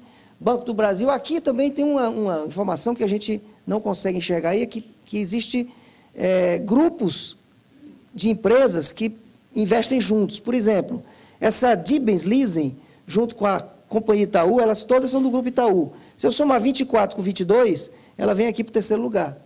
Então, o Itaú sobe. Mas como o meu controle é pelo CNPJ, para mim, que essas empresas são distintas, apesar da gente saber que é do mesmo grupo. Pode ir. Procultura. Aí vem, acho que todo mundo tu vai controlando o meu tempo aí, tá? Eu vou correr mais. Todo mundo já sabe que a Lei Rouanet precisa mudar. Nós temos 21 anos de lei. A lei não cabe mais na cultura brasileira. A gente não consegue, a gestão está ficando cada vez mais difícil. Né? A lei até hoje só enxerga 6 segmentos. O Ministério trabalha com 20. Então, tem coisa que acontece na lei que eu não sei como é que eu classifico, porque a lei, há 21 anos atrás, ela enxergava basicamente as artes, as belas artes, e hoje tudo pode, na Lei Rouanet, e a gente não sabe como é que classifica essas coisas. Porque hoje, até conceitos que antes era muito, muito claro, como música erudita, hoje não é tão claro assim. Nós temos vários questionamentos do que é música erudita. Se eu coloco um cantor popular na Sala São Paulo com a Orquestra Sinfônica Brasileira, isso é música erudita ou é música popular? Eu falo com o maestro, ele diz que é erudito. Eu falo com o outro, ele diz que é popular. E para a gente é completamente diferente, porque um é artigo 26 e outro é 18. Então, a lei precisa enxergar a dinâmica nossa da forma que ela é. Por isso que vem a proposta do Procultura. E o Procultura está centrado em 3 grandes desafios. Primeiro, ter um Fundo Nacional de Cultura mais robusto. Porque não é possível que a gente tenha um Fundo Nacional de 300 milhões e tenhamos na Lei Rouanet 1.700 bilhão para incentivo fiscal. Então, aquilo que o Ministério poderia fazer como medida compensatória, a lógica dos empresários, quer dizer, chegar onde os empresários não querem ir, a gente não tem grana para fazer. Então, é necessário que a gente tenha um Fundo Nacional mais robusto, com mais fontes de origem para poder fazer esse trabalho compensatório de política pública. Mecenato, mantém 100%, quer dizer, não se mexe no valor do mecenato, ao contrário, não se mexe no orçamento, mas se mexe no potencial de captação das empresas. A gente está aumentando o percentual, quer dizer, estamos propondo aumentar, né, porque quem vai aumentar é o Congresso Nacional. A discussão é travada lá. Mas a gente mantém o mecenato com 100% para atividades essenciais, mas cria uma nova classificação para ser, e criamos quatro índices de percentuais de renúncia. Quer dizer, quanto mais o projeto tiver aderência à política pública da cultura e for ao encontro da sociedade brasileira, maior vai ser o índice de renúncia dele. E mantemos 100% para algumas atividades essenciais. Uma delas, vocês vão ver aí, são os equipamentos que mantêm a atividade estável, e tal, como os museus, os centros culturais e tal. Retomamos a discussão do FICART, que o FICART são fundos de investimento, que deveria dar possibilidade de grandes empreendimentos culturais tirarem o dinheiro, fazer a sua ação e devolver o dinheiro para o banco. Quer dizer, trabalhar com empréstimo, você quer fazer um grande espetáculo musical, você sabe que vai dar dinheiro, mas você não tem capital. Então, você vai ao banco. Se você for ao banco, o banco vai te pedir garantia real, e você não tem. Em geral, a área cultural não tem. Então, o FICART vai promover a possibilidade de você ir ao banco, tirar um financiamento, faz o seu empreendimento, ganha dinheiro, coloca o lucro no bolso e vai lá e paga o banco. Essa é a lógica do FICART, que foi criado na Lei Rouanet, mas foi criado natimorto, porque ele tem 0% de rendimento. Então, a gente já mudou o texto, dizendo, o Vale Cultura criado pela lei tal, de dezembro de 2012. Pode passar. Aqui é uma das coisas importantes que vai acontecer. A gente passa a ter um fundo nacional, deixa de ser orçamentário e passa a ser financeiro e contábil. Isso, para vocês, talvez seja uma linguagem maluca, que ninguém entende o que é isso, mas para nós é uma virada importantíssima. Eu dou um exemplo para vocês. Todo o dinheiro que vocês devolvem, por algum motivo, ou porque sobrou, ou porque você fez o projeto errado, tem que devolver, cai no que a gente chama de Fundo Nacional. Só que cai numa conta que a gente não enxerga o dinheiro não volta para o fundo, porque o fundo não é financeiro, ele é orçamentário. Quando eu transformar esse fundo em financeiro, o dinheiro que vocês devolvem vai diretamente para a conta do fundo, não vai mais para a conta única do Estado ou da União. Isso faz toda a diferença. Só esse ano, por exemplo, eu tenho quase 20 milhões de recursos que estão sendo devolvidos, que eu não vou enxergar na volta. Eu podia jogar esses 20 milhões no Fundo Nacional. Então, é uma mudança sutil, mas importante para a gente. E duas mudanças importantes. A gente passa a possibilidade de pessoa física, no lugar de 6%, ser 8%. Isso é uma briga que nós estamos travando na Receita, mas acreditamos que com a ministra Marta a gente vai ter mais força política para isso. E o mais importante é que eu posso colocar 3% diretamente na minha declaração. Então, vai evitar que a pessoa física faça um investimento em dezembro, declara isso em abril, para receber em outubro. Então, o que é que vai acontecer? Quando você estiver fazendo as suas contas agora, a gente está fazendo as contas, você vai pegar 3% do seu imposto de renda, colocar o númerozinho do PRONAC, e o dinheiro vai direto para a conta do PRONAC. E você não tem pessoa física que desembolsar nenhum recurso imediatamente. Dos 8, 3 você vai poder fazer isso. E a pessoa jurídica passa de 4 para 8. Em especial as empresas pequenas. Empresas que têm faturamento até 300 milhões vão passar de 4% para 8% de possibilidade de investimento. Pode passar. Mantém 100% para essas áreas, conservação e restauração, identificação e promoção da salvaguarda patrimonial, patrimônio cultural, restauração de obras de arte, projeto de produção independente apresentado por produtores de pequeno porte e cooperativa de artistas. Esses projetos já entram no sistema. Eu estou falando sempre para vocês, sempre lembrando, isso é projeto de lei, não é lei ainda. Isso pode alterar num Congresso à medida que vai passando pelas comissões. Nesse momento está nesse formato. Ele está na Comissão de Finanças e Tributação, foi protocolado lá, e essas informações são exatamente o texto que está protocolado lá. Pode mudar? Pode. Pode mudar para melhor, pode mudar para pior. A gente está acompanhando isso dentro do Congresso Nacional, mas a lei no Brasil só se discute lá, né? É o parlamento que vai caminhar com essa discussão até o final com a sanção da presidência. Pode passar. Mais alguns que são mantidos 100%, inclusive os endowments, que está previsto na lei, que é uma grande novidade, principalmente para o setor de vocês. E os outros critérios, e os outros áreas, a gente cria uma pontuação. Quem não cabe nesse 100% vai ser pontuado. Pode passar. Essa pontuação são 20 pontos. O projeto vai receber o máximo de 20 pontos. Cada ponto desse vai ser avaliado na medida que você tem aderência ao que está sendo pontuado. Por exemplo, se o projeto é gratuito, se ele é gratuito, ele recebe esse ponto. Ah, mas eu não quero fazer gratuito. Então, não é obrigado a fazer. Então, você não recebe esse ponto. O ponto só vai para quem apresentar a possibilidade de acesso gratuito. E por aí vai. O seu projeto tem ações proativas de acessibilidade, recebe mais um ponto. E você vai pontuando ações educativas, formação de gestores, pode passar. São 13 pontos, inicialmente.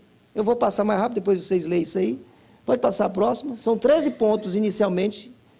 Não, volta. São 13 pontos até você ter ações culturais gratuitas na internet. Se você disponibilizar na internet a ação cultural que você está desenvolvendo, você recebe esse ponto. A partir daí, pode passar a próxima. Então, vamos ter 5 pontos do projeto, projetos que têm que ter aderência ao Plano Nacional de Cultura. O Plano Nacional é lei. É uma lei que já está em vigor no país. Então, não dá para a gente ter um mecanismo de incentivo fiscal que não enxerga o plano. Se o plano é lei, é um plano para 10 anos, eu tenho que juntar essas duas coisas. O Procultura precisa enxergar o plano, porque quando o Procultura for sancionado, ele vai ser sancionado depois do plano, porque o plano já foi. Então, se eu tenho um plano em vigor, eu não posso criar um mecanismo que não enxerga o plano. Então, você vai ter 5 pontos que é a aderência ao plano. Você vai ter que conhecer o plano nacional, fazer o seu projeto de acordo com o plano. Se você tiver aderência a 5 pontos, a 5 diretrizes prioritárias, você vai ter os 5 pontos. E você vai ter uma pontuação extra a critério do MINC de 2 pontos. Que o MINC vai estabelecer critérios para essa pontuação. Pode ser, por exemplo, você pode ter, de repente, o MINC definir que projetos de 2014 que acontecem nas cidades da Copa. Então, pode ser que o MINC diga, esse projeto, esse ano, vai ter a pontuação extra, para levar projetos para a cidade da Copa. Vai ficar a critério, quer dizer, dos 20 pontos, 2 fica a critério do Ministério. Pode passar. E aí você vai ter uma pontuação, quer dizer, isso está sendo discutido. De 8, quem atingir 8 a 10 pontos tem 25% de renúncia, de 10 a 12 tem X%. Então, qual é a diferença? É que todos vão poder chegar a 100%. Não somente aqueles privilegiados das calhas que hoje está definido. Se você fizer um projeto adequado, que dá retorno para a sociedade, você vai ter os 20%, o seu 100%. E, finalmente, o Vale Cultura, são 3 slidezinhos, só para vocês entenderem como é que está. É um valor de R$50. Eu acho que isso é uma grande virada que está sendo dada. Nós estamos falando pessoal de em torno de 12 bilhões de reais, que vão entrar na economia, vão entrar no nosso setor, na sua capacidade máxima. Se você considerar que a lei tem 1,7 bi, eu estou falando de 5 leis Rouanet. Orçamento relativo a mais de 5 leis Rouanet. Então, valor de face de R$50, possibilidade de compra de ingressos de cinema, museus, casa de espetáculo, exposições. A ministra tem dito que tem que ter o leque maior possível. Vocês viram a polêmica agora da TV a cabo, ela já recuou. E a estratégia dela é essa, ela joga para a turma, né, discutir. Eu estava em Belo Horizonte com ela, quando ela disse exatamente isso. Olha, eu falei isso porque eu quero que vocês tensionem essa discussão. É para que o setor cultural se posicione. Então, nesse momento, nós estamos regulamentando o Vale. Então, é nesse momento que precisa haver esse embate para saber o que é que vai ser pago com o Vale. Né? Porque tem várias perguntas sobre isso. Tem muita gente que diz assim, não devia comprar livro estrangeiro, só pode comprar livro de autor brasileiro. É meio maluco isso, né? Eu chego na livraria, eu não posso comprar o Saramago, eu só posso comprar o Jorge Amado. Então, tem determinado, cada um pensa de uma forma diferente. Não pode ir para cinema estrangeiro. Então, na sala de cinema vai ter a sala que é Vale Cultura e a sala que não é Vale Cultura. Então, isso não tem sentido. Agora, algumas coisas, como revistas, TVs a cabo e tal, isso está sendo discutido. A ministra ontem já se posicionou, até com relação a isso, ela atendeu e escutou a classe cultural reclamando da TV a cabo e ela já recuou. Mas, por enquanto, nós estamos na regulamentação. É possível que a gente vá fazer uma consulta pública sobre exatamente essa questão. Nós estamos preparando essa consulta pública, a ministra hoje está indo para o exterior. Quando ela voltar, a gente vai apresentar essa proposta de consulta pública. Consulta pública rápida, de tipo 15 dias, para que todo mundo entre lá e dê sua opinião. E a gente possa sentir mais a percepção de vocês sobre o Vale. Pode ir. O Vale vai para prioritariamente pessoas que ganham até 5 salários. Né? Já tem gente perguntando se quando perdeu o emprego, perde o Vale. Eu digo, óbvio, perde o emprego, você perdeu o emprego, você não tem relação com o seu empregador. Isso não é Vale, isso não é seguro emprego, isso é Vale Cultura. O trabalhador que ganha até 5 salários mínimos, ele vai pagar no máximo do dinheiro dele R$5, mas isso é negociado entre patrão e empregado. E os trabalhadores que ganham mais de 5 salários mínimos, eles podem até receber. Mas eles só vão receber quando aquela empresa já tiver todos os seus empregados abaixo de 5 contemplados. Precisa primeiro contemplar o nível de 5 salários para depois ultrapassar esse nível. Pode ir. Acho que tem mais umas 2. Nós vamos trabalhar com quatro parceiros, beneficiário, empresas com trabalhadores que têm vínculo empregatício e que têm optantes do sistema de lucro real. Isso é uma questão, inclusive, que está sendo discutida entre a ministra Marta e o Guido. Porque nós defendemos que deveria também poder o lucro presumido, porque a lei ela é omissa nisso. A Receita, naturalmente, não quer, porque isso aumenta. Aí nós vamos ter um embate aí político entre... Nós discutimos muito isso entre os ministérios, que estão discutindo o assunto, Ministério do Trabalho, Casa Civil, Cultura, Fazenda e a Secretaria das Relações Institucionais. E chegou no momento que, no nível de secretário, que se gerou um impasse. Então, a gente resolveu, não conseguimos avançar daqui. Agora é questão de ministro. Ministro conversar com o ministro e com a presidente Dilma. Então, a gente só não soltou a regulamentação que vai sair como decreto por causa desse ponto do lucro real e lucro presumido. Os operadores, que são as empresas autorizadas pelo MINC a operar o sistema, que são essas redes de cartões que existem no mercado, Visa, Vale, Ticket, né? São todas essas empresas. A gente não vai criar uma rede nova, nós vamos usar esse arsenal de maquininhas que já existe no mercado. Ontem eu estava no avião e vinha lendo uma revista e tem lá uma empresa que já está vendendo Vale Cultura. Eu não entendi nada. Eu até tirei a página, porque como é que ela está vendendo Vale Cultura se nós não autorizamos a ninguém a usar o Vale Cultura? Mas tem uma propaganda de uma empresa que já está oferecendo o Vale Cultura. Eu vou ligar para lá para saber como é que funciona. Porque ele já deve ter o formato, eu vou perguntar como é. Quem são os recebedores? Aí também é uma questão que está sendo discutida. Quem vai receber o Vale Cultura? Claro que a gente sabe que a livraria, o cinema e tal, mas um supermercado vai receber? Uma loja americana que vende disco, que vende DVD, vai receber? Isso é uma questão que está no ar ainda. Porque a gente precisa, antes de decidir, se a gente vetar, por exemplo, supermercado, em uma cidade que o único canto de venda de livro é um supermercadozinho que tem lá. Então, é necessário de ir com calma.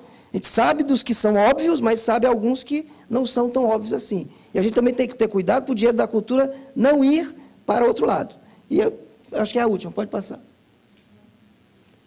Nosso calendário, o decreto sai em março.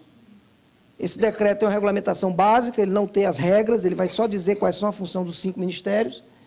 Até o primeiro semestre, a gente define todos os procedimentos, e a partir do segundo semestre, primeira semana de julho, esse é o calendário determinado pela ministra, a presidente Dilma estará entregando o primeiro Vale Cultura ao primeiro empregado, ao primeiro trabalhador brasileiro. Obrigado, fiquei para dispor por tempo.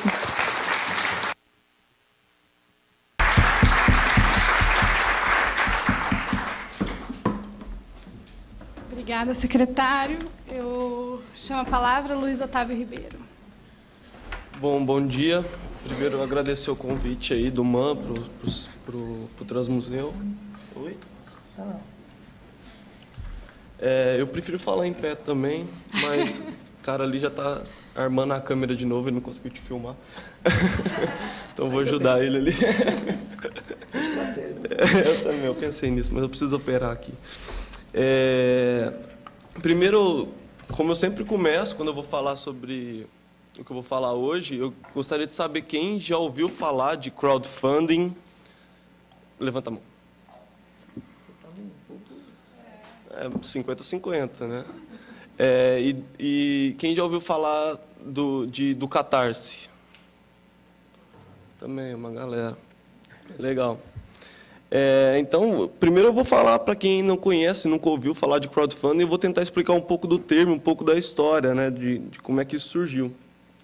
A definição do termo, da tradução, né, do inglês desse termo para o português, ela já ajuda muito a gente a entender o que significa, né? Crowd vem de multidão, várias pessoas reunidas, né? E funding tem a ver com financiamento, mas também tem muito a ver com fundação, com dar base, né? Então, é a ideia de várias pessoas se reunindo para financiar, para fundar algo, algum projeto, alguma iniciativa das próprias pessoas, né? Isso faz parte de um movimento, e por que a gente usa o crowdfunding, né, como, até aqui no Brasil, esse termo ficou mais conhecido no inglês do que no português. A gente usa bastante financiamento coletivo, financiamento colaborativo, financiamento pela multidão, só que usar o termo em inglês ele é bastante importante também, porque mostra que ele faz parte de um movimento global. E isso só surge porque a gente tem um contexto muito específico hoje, e o Felipe já falou também, a Lívia falou aqui no começo, até o André falou também, que é um contexto de alta conectividade entre os seres humanos. A gente nunca teve algo parecido na história da humanidade, esse acesso, né, a qualquer pessoa do mundo. A capacidade que a internet deu de a gente distribuir livremente conteúdo e de você formar público na internet, né, de você se tornar conhecido na internet a partir do que você faz. E a possibilidade de realizar transações financeiras, pagamentos online. Então, o crowdfunding surge numa perspectiva de que a decisão de como as coisas devem ser financiadas, elas não devem vir de cima para baixo, elas devem acontecer no âmbito entre as pessoas. As próprias pessoas decidem o que deve e o que não deve ser financiado. As próprias pessoas propõem os projetos, como isso já acontece, e as próprias pessoas definem se esse projeto deve ou não deve ser financiado. O primeiro caso de crowdfunding que a gente... aliás, só para desmistificar também um pouco o termo, né?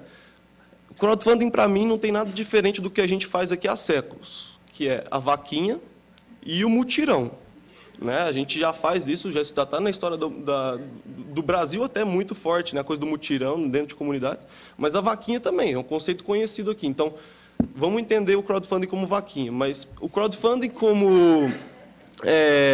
e essa nova tendência, vamos dizer assim, que eu não gosto de falar isso, mas é o que tem sido colocado, ele surge em 2006, lá na Holanda, com um site que chama Sell a Band, que é venda sua banda. E a ideia dos caras foi bem simples. Falaram assim, por que a gente tem que gravar um CD, masterizar, produzir, encapar, levar para a loja, e só aí a gente vai saber se o consumidor vai comprar ou não o CD.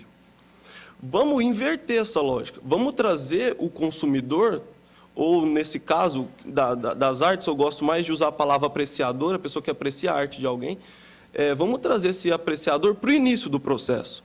Ou seja, o CD só vai ser gravado se as pessoas decidirem que ele vai ser gravado. Então, como que as pessoas decidem?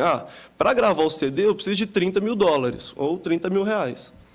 Então, eu dividi, lá o Celaband, essa empresa holandesa, fez assim, eu dividi em cotas que as pessoas pré-compravam o CD do artista por R$30. Então, eu precisava juntar 1.000 pessoas, contribuindo com R$30, para eu ter R$30 mil e poder viabilizar o projeto, e viabilizar a gravação do CD. Ou seja, a gente só inverteu a lógica. A gente trouxe o público para o início do processo. O público não atua somente como uma pessoa que recebe o produto, o serviço cultural lá na ponta. Ele entra para dentro do barco. Ele se aproxima do processo como um todo. Ele se apropria também desse processo. Ele vive essa experiência muito mais. E aí, a partir desse caso, em 2006, diversos outros sites começaram a surgir e o movimento começou a ganhar força. Em 2008, surge um site nos Estados Unidos chamado Indiegogo, que cria esse sistema de recompensas mais elaboradas. Porque, nesse caso do Celaband, né, dessa empresa holandesa, a pré-compra do CD era a coisa mais clássica. O Indiegogo ele traz outras formas de se apoiar, outras formas de contrapartida.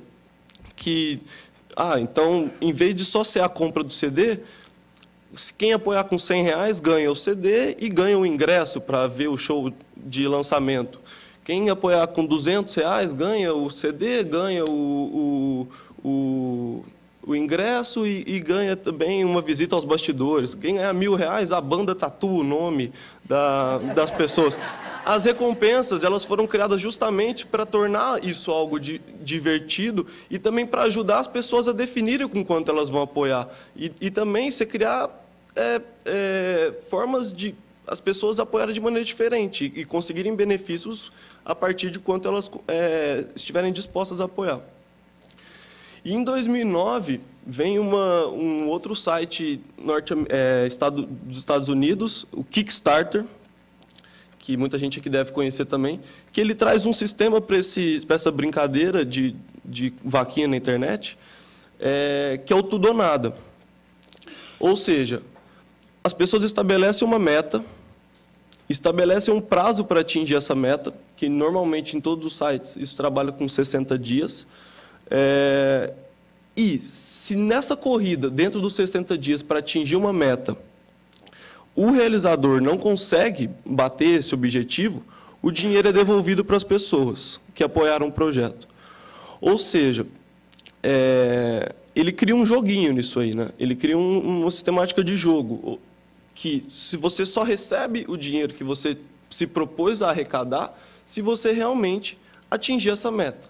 Então, o sistema se tornou ganha-ganha para todo mundo. O realizador recebe o dinheiro somente se ele bater a meta, o apoiador recebe a recompensa somente, essa contrapartida que a gente estava falando aqui, somente se o realizador tiver o dinheiro necessário, que ele falou que é necessário para ele poder executar o projeto, e o site que realiza esse serviço só recebe a sua taxa pelo serviço, se o realizador bater a meta. É tudo ou nada para todo mundo. E dentro desse contexto, em 2010, eu estou de olho no tempo ali, dentro desse contexto, em 2010, a gente descobre aqui no Brasil essa coisa acontecendo lá fora. E percebe que aqui no Brasil não se falava nada sobre isso em 2010. Não existia palavra no Wikipedia, nunca se tinha falado. E eu estou falando em português, eu não estou falando aqui no Brasil. Tanto que em Portugal também não se falava nada sobre isso. E a gente começa a olhar abismado e fala, o que é isso, né? Por que isso não está acontecendo no Brasil? Um contexto que foi amplamente falado aqui pelos palestrantes anteriores, de financiamento de projetos, que é burocrático, é concentrado, dificulta a inovação, né? Continua nas mãos de grandes, dos grandes captadores, hein? Dos grandes produtores, é focado em projetos de grande porte, justo que as empresas, os captadores, acabam investindo para ter exposição de marca, então é muito difícil financiar um curta-metragem de uma faculdade aqui do lado aqui de São Paulo, ou financiar um filme de uma grande produtora. É muito mais fácil a grande produtora conseguir. Então, surge aqui, em 2010, esse movimento de crowdfunding aqui dentro do Brasil. E justamente para isso, surge de uma demanda da própria sociedade, de pessoas que viviam essa questão, que não é meu caso, mas eu comecei a perceber isso muito mais influenciado pela ideia do modelo, né? E depois, ao me aprofundar nas discussões de lei de incentivo, principalmente, surge uma demanda da própria sociedade em criar alternativas para se viabilizar mais projetos da própria sociedade. Então, em 2011, peço para colocar aqui só. Então, em 2011, a gente lança o Catarse, justamente com essa intenção de criar opções frente a uma via, criar uma via, uma alternativa paralela a fomento de cultura, de projetos criativos, a gente chamou aqui no Brasil. A gente não só focou na cultura, focou em projetos criativos, projetos sociais, projetos inclusivos. Desde que não sejam assistencialistas, né? O Catarse colocou isso como um ponto-chave aqui. O projeto tem que captar o dinheiro e produzir alguma coisa. Usar o dinheiro e entregar algo, né? Produzir algo criativo, um serviço, um produto. Então, criar uma opção frente a essa via congestionada de projetos tradicionais. Como? Aproximando as pessoas. O Catarse surge, então, como um espaço onde as pessoas se aproximam umas das outras para viabilizar projetos criativos. E aí, entrando do lado dos museus, né, isso já começou a ser bastante utilizado. A gente tem o caso da Bienal, que eu vou mostrar o vídeo aqui, que aconteceu ano passado, mas também, por exemplo, alguns exemplos que eu pesquisei antes de vir. O Louvre já utilizou, até no livro do Reprograme, aliás, o livro do Reprograme, que o André citou o artigo que ele escreveu para lá, foi um livro que foi financiado aqui, a versão brasileira, né, ele foi financiado através do Catarse, depois eu mostro aqui a página dele, foram 70 pessoas e ele levantou R$10 mil.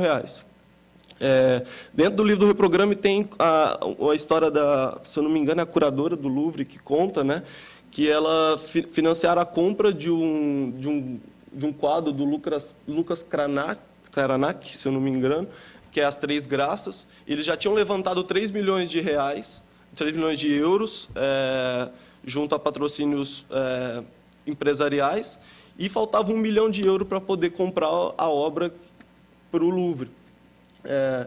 E aí ela conta que nenhum patrocinador empresarial iria completar esse 1 milhão. Eles lançam uma campanha contando uma história para você poder fazer parte da compra de uma obra para o Louvre, e 7 mil pessoas levantam esse valor, e eles compram a obra e fazem uma exposição somente para os apoiadores. Outra coisa que eu já ouvi também, o Panteão, também em Paris, está sendo restaurado uma parte do Panteão, levantando grana dessa maneira, junto com as pessoas, os cidadãos parisienses. E outra coisa, um próprio museu, que eu vou mostrar aqui também, um próprio museu levantou grana para o Museu do Tesla, do Nikola Tesla, que é um físico sérvio, pai da eletrostática, eletromagnetismo, coisa assim. Levantou R$1.370.000 para construir o Museu do Tesla numa cidade nos Estados Unidos. Então, o que eu quero mostrar aqui é que dessa maneira a gente cria espaço para que as decisões sobre o que deve ou não deve ser financiado, elas deslizam da mão de intermediários, de pareceristas e de várias outras instituições no meio desse processo, de empresas, de departamento de marketing, de várias outras coisas assim, para as mãos do próprio público, que decide, contribuindo com pequenas quantias. A média no Catarse é de R$40, menos que o Vale Cultura ainda. A média do R$40 começam a contribuir com projetos e a viabilizar dezenas de projetos, e o Catarse agora a gente está chegando, só para dar números, antes de entrar no case da Bienal, o Catarse tem 466, isso a gente está em 2 anos e 3 meses já, o Catarse surgiu em janeiro de 2011, são 466 projetos que bateram tudo, né, nesse processo, o Catarse também é tudo ou nada. São R$6.308.000 arrecadados. Isso não quer dizer que foram repassados, né, esse dinheiro, porque tem aqui esse valor. É todo o dinheiro que entrou no site. Seja projeto que está no ar em captação agora, seja projeto que foi feio, foi fracassado, né, não atingiu a meta. Então, o valor de repasse mesmo do Catarse está chegando a 5.500 milhões. Isso em 2 anos.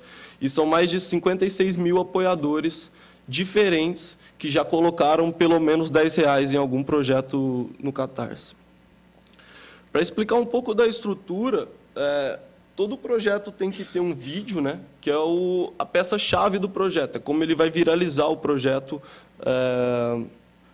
nas redes. Ele vai contar a história, ele vai contar a narrativa, ele vai seduzir as pessoas através do vídeo. E junto com isso, ele define as recompensas, que é o que a gente estava falando aqui, né? O apoio de R$25, o que ele recebe, seu nome publicado no site da Bienal, como apoiador do projeto. 55 ou mais, você já recebia o exemplar da linha do tempo, da Bienal. 75, você recebia, além do anterior, um convite para abertura, exclusivo para convidados. E aí você vai definindo contrapartidas a seu gosto. O único ponto principal aqui é que não podem ser contrapartidas financeiras, ou seja, porcentagem sobre... Acho que não. Acho que não carregou.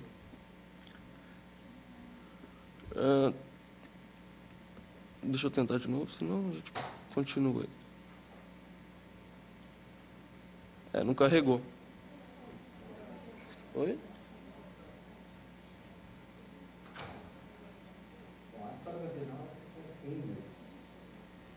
Com a história da arte contemporânea no Brasil. E existe uma riqueza muito grande da Bienal no intercâmbio, tanto do Brasil com o que aconteceu no resto do mundo, quanto com o próprio... Acho que... Deixa eu dar uma carregada, enquanto isso eu vou... Então, e aí também... os projetos aqui são de diversas categorias, né? Artes cênicas, artes plásticas, cinema, música, muito concentrado também. A gente percebe muita coisa aqui, muito concentrado ainda em Rio, São Paulo, muito concentrado ainda em música, em cinema e vídeo também. E artes cênicas, o teatro também parece como o terceiro projeto. Mas jornalismo, documentário, quadrinhos... design, softwares, aplicativos para celular, games, jogos de tabuleiro. Aqui a gama é bem variada, dança, gastronomia, é bem variada de projetos. Mas o mais importante que a gente tem percebido aqui no Catarse é que todos os projetos trazem uma causa muito forte por trás. E aí essa coisa a própria curadora do Louvre ressalta muito bem nesse artigo do Reprograme, que existe uma história muito forte por trás de cada projeto. Seja a história pessoal de uma banda que rala há 3, 4 anos e não conseguiu gravar ainda seu primeiro CD, ou então uma banda que rala há muito tempo e não conseguiu ainda gravar o seu DVD, seja uma companhia de teatro que também não tem o dinheiro necessário para comprar o figurino, para poder fazer a cenografia da peça. Então, todos os projetos aqui trazem, seja a coisa da arte pública, né? Por exemplo, esse projeto que acho que todo mundo já viu esse painel aqui na Avenida Tiradentes, que é essa conquista da arte do espaço urbano, né? Das intervenções urbanas, na necessidade de manter um painel como esse, que seria pagado, se não fosse pagado, se não se pagasse o aluguel para a empena do condomínio. Então, todos os projetos trazem uma causa, uma história, uma narrativa única muito por trás do seu projeto. E o mais importante aqui é ressaltar que não é milagre. Ninguém aqui entra no Catarse, coloca seu projeto e vai chover apoiador. O trabalho aqui é de utilizar uma rede já bem tramada, uma rede já bem fortalecida, para poder canalizar ela para um objetivo comum. Então, não adianta vir no Catarse sem ter feito esse trabalho de rede que a internet te proporciona hoje, né? Que é de você conseguir divulgar seu conteúdo, juntar pessoas ao redor do seu trabalho, e aí depois você traz um projeto aqui para poder as pessoas colaborarem e interferirem, se apropriarem, se aproximarem do seu projeto. Então, o Catarse, para dar números disso, né, 88% dos apoiadores no Catarse são únicos e 12% dos apoiadores são recorrentes. Ou seja, a maioria das pessoas que entra aqui apoiou somente um projeto.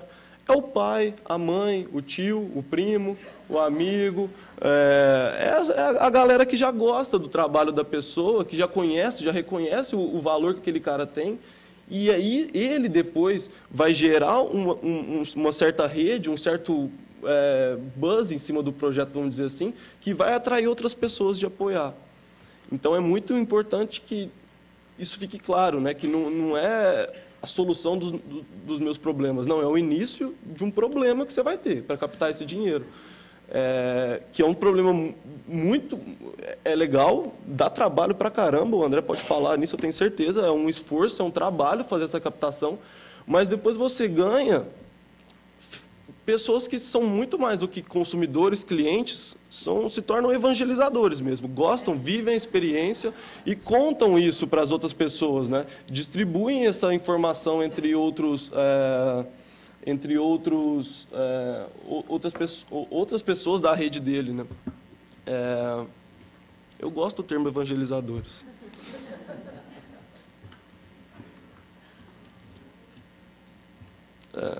Eu vou passar o vídeo aqui agora. Foi um evento que influenciou muitas das coisas que aconteceram no país da década de 50 em diante. A área de comunicação da Bienal, em conjunto com as demais áreas da Bienal, concebeu um projeto que é um projeto sintético, trazer as principais informações ou alguns dos principais eventos da história da Bienal para uma linha do tempo. E, de certa forma, tornar essas informações mais acessíveis e também, de certa forma, organizar essas informações para a consulta do público. E a forma especial de fazer isso foi montar uma parceria com a Oficina Tipográfica São Paulo para fazer com que essa linha do tempo tenha, do ponto de vista gráfico, do ponto de vista do objeto, um caráter muito especial, que ela vire mesmo um objeto especial, uma espécie de marco também da história da Bienal até aqui. A Oficina Tipográfica São Paulo é uma organização não governamental que visa desenvolver e preservar a cultura gráfica ligada a essa tecnologia, né? E para nós, desenvolver um projeto para a Bienal dentro dessa proposta é muito estimulante, e porque vai de acordo com uma das nossas missões, né? Que é desenvolver projetos gráficos experimentais. A partir da evolução, né, da história das bienais, a gente vai contar também essa evolução visualmente, mudando de acordo com o momento, o estilo, a tipografia, ou seja, toda a linguagem visual vai acompanhar também essa evolução. Tecnicamente, a gente vai fazer a mesma coisa. Nos primeiros anos, a linha do tempo vai ser impressa sem tipografia, passando depois dos anos 70 para impressão offset, e, nos últimos anos, na impressão digital. Então, conceito, linguagem e técnica vão contar também a história, cada um dentro da sua linguagem.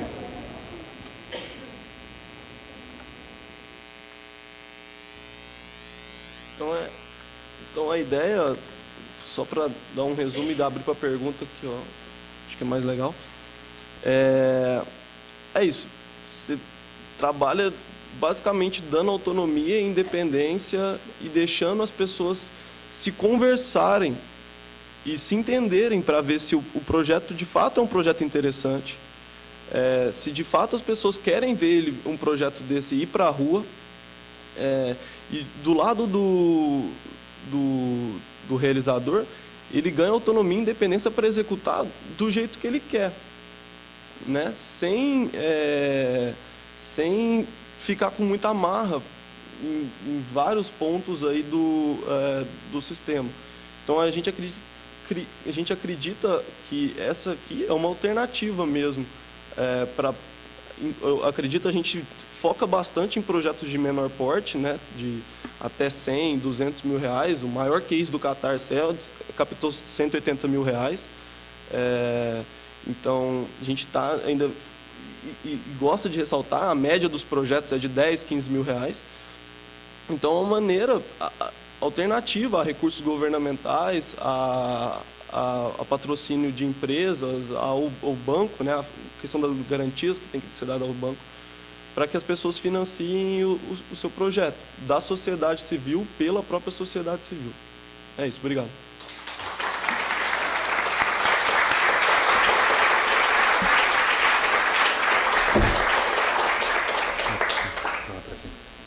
Quem tiver interessado, o produto que a Bienal fez está aqui para consulta.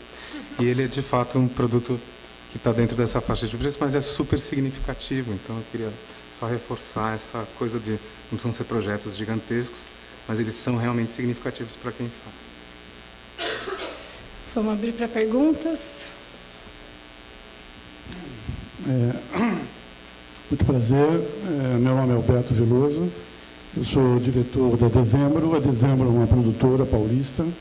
Ela tem 3 unidades de negócios. Ela faz livros Coffee Table Book, de arte, faz documentários e faz conteúdo para iPad e iPhone.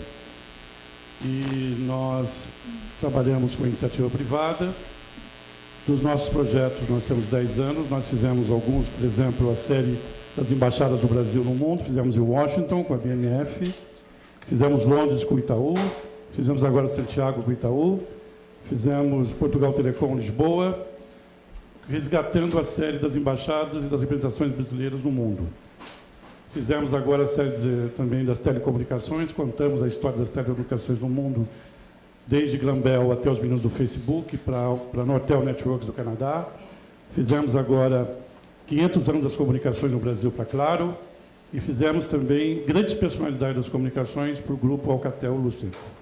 Na área de saúde, fizemos a história da medicina brasileira, por Daniel Pisa escrevendo para o Grupo Fleury, a biografia de Carlos Chagas, também para o Grupo Fleury, a história da gripe para o Grupo Roche, a primeira editora no mundo que fez o livro da história da gripe, na frente de Berlim, Nova York e Londres. Foi uma editora de São Paulo que fez a nossa. Cinema, fizemos o documentário São Paulo, Retratos do Mundo, ganhou o maior festival sobre São Paulo, está no YouTube. Então, a Dezembro tem feito bons projetos. E o mais interessante, sem nenhum lei de incentivo fiscal. Nós partimos do princípio que o governo tem que ter outras prioridades e a iniciativa privada, que está enriquecendo muito no Brasil, precisa entrar com o dinheiro do seu budget mesmo, sem incentivos fiscais. Essa é a nossa postura. Nós acreditamos também que o Estado brasileiro interfere muito na questão interna das empresas, de custos, acha que o empresário não pode ter lucro, o que é um absurdo. Se ele tem uma ótima ideia, tem uma ótima equipe, e se ele ganha 10 mil, ou 70 mil, ou 80 mil, essa é uma questão entre ele, a sociedade e o capitalista, e não o Estado tem que intervir quanto deve ganhar o empresário. E o empresário tem que fazer uma engenharia fantástica de jogos de finanças para poder ter um lucro, que nós sabemos, como empresários, como funciona isso na prática. A questão também do lobby em Brasília é imenso, quer dizer, o dinheiro público fica na mão de 3 ou 4 grandes empresas, que são otimamente lobistas na Petrobras, na Vale e outras, enquanto o empresário que tem o mérito, a inteligência, fica a ver navios porque não tem o lobby, não tem as articulações políticas em Brasília e também dessas grandes empresas. Portanto, é uma crítica saudável, como eu não tenho o rabo preso com ninguém, eu posso falar isso com bastante tranquilidade, porque não devo satisfação a ninguém, a não ser ao mercado, ao país e à missão da nossa empresa, que é levar ao público informação de alta qualidade, como essa de Carlos Chagas e outras. Com relação aos museus, acho também que o museu no Brasil é um conceito errado, absurdo. São templos elitistas para um grupo de 10, 15 mil pessoas. Acho absurdo, porque o principal foco do Brasil tem que ser a educação, e a educação tem que ser levada ao grande público. Então, o museu tem que sair aqui do Ibirapuera e ir para a periferia de São Paulo, criar o MAN 2, levando o acervo do MAN lá para a periferia paulista, criando workshops, levando os jovens das favelas para conhecer a arte brasileira, a arte mundial, não só aqui no Ibirapuera, mas também nas outras regiões. Quer dizer, criar um MAN móvel na cidade de São Paulo, e assim no Rio de Janeiro, assim na Bahia, e assim em todos os estados do país. Haver mais intercâmbio, sair dessa política do templo católico ou religioso do museu, levar a arte, que é importantíssimo, para o público de maior necessidade, que é o povo brasileiro. São todos nossos irmãos, somos uma nação, nós temos que pensar mais abertamente os valores, sair dos valores elitistas dos pequenos centros e a nossa classe dominante, que é muito egoísta, muito capitalista, e muito pensa nos seus interesses, e levar mais para o grande público, que são os jovens que precisam transformar essa realidade educacional. Acabei de chegar de Paris ontem, vi a exposição do Chagall, do Luxemburgo, e realmente nós precisamos trazer essas grandes exposições, mas não para o CNPPB, ou aqui para o MAN, ou para o MASP, levar essas exposições para a periferia do país. Desculpa te cortar, nós estamos com o tempo meio apertado. Só para queria encerrar, focar nas perguntas. Eu só queria fazer esses comentários. Tá. E desculpe se me estendi, bom. Não, desculpa, a gente está com pouco tempo. Tá?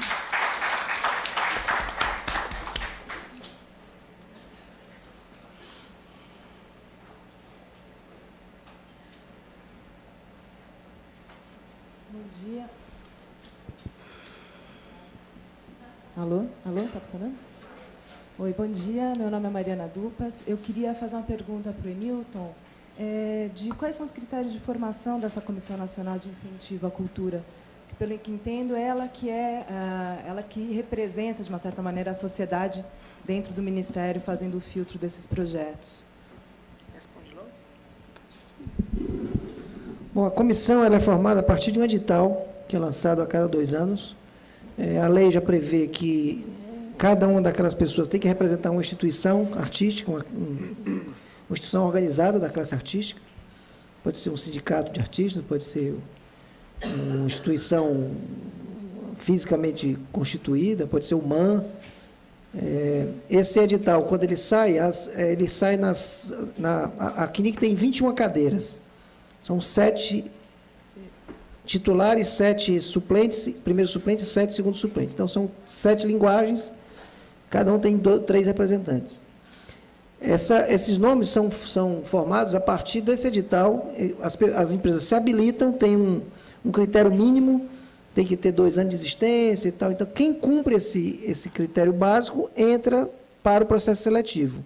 Então, por exemplo, se em teatro 15 instituições se habilitaram, elas 15 se reúnem em Brasília, a gente não tem interferência, e elas vão ter que juntas apresentar 5 nomes. Então, elas entram no consenso para apresentar ao Ministério 5 nomes. Se por acaso nessa reunião não houver consenso, a gente intervém na votação. A gente tenta que eles se reúnem e façam o consenso, mas algumas vezes não consegue o consenso, a gente media uma votação.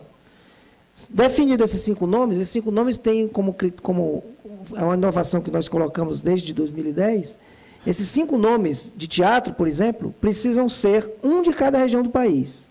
Obrigatoriamente, os 5 nomes que a ministra recebe tem que ser um de cada região do país. Então, a ministra vai receber, depois desse processo, 35 nomes. São 7 cadeiras, 5 para cada cadeira.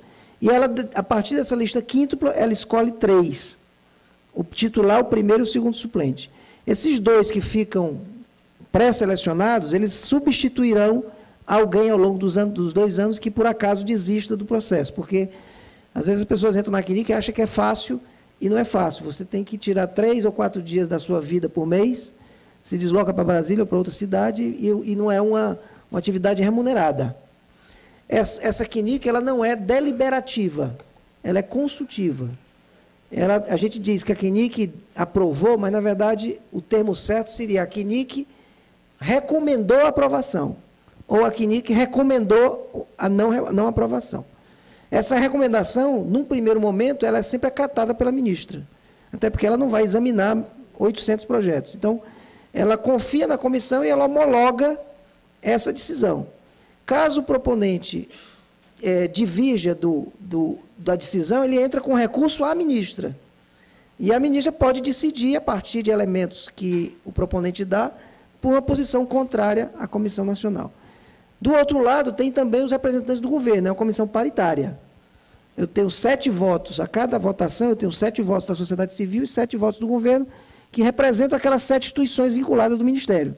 Um representante da FUNARTE, um do IFAM, um do IBRAM, e essa comissão é paritária, são 14 votos, e o voto de Minerva é do presidente, que é a ministra. E eu represento a ministra nessa comissão como suplente da ministra.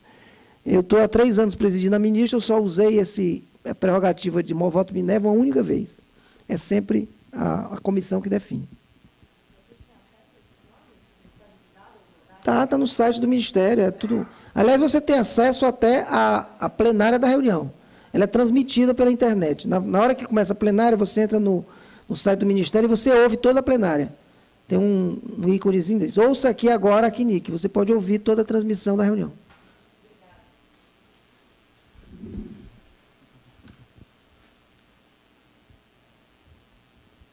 Oi, minha pergunta é para o André.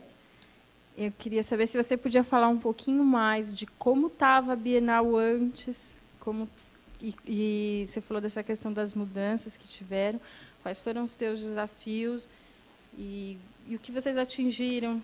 Queria que você falasse um pouco do antes e do depois. Então, vou ser bem rapidinho.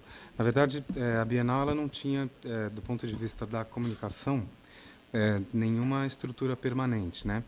E, digamos assim, esse norte de pensar a instituição a partir da estratégia de marca foi o que, no final das contas, estruturou a própria área de comunicação como uma área permanente da Bienal. Então, a estruturação dela é estratégica e é institucional, antes de ser, digamos, uma área de apoio para as exposições, para as publicações e tudo mais. Então, ela é antes institucional de estratégica e depois ela serve de apoio.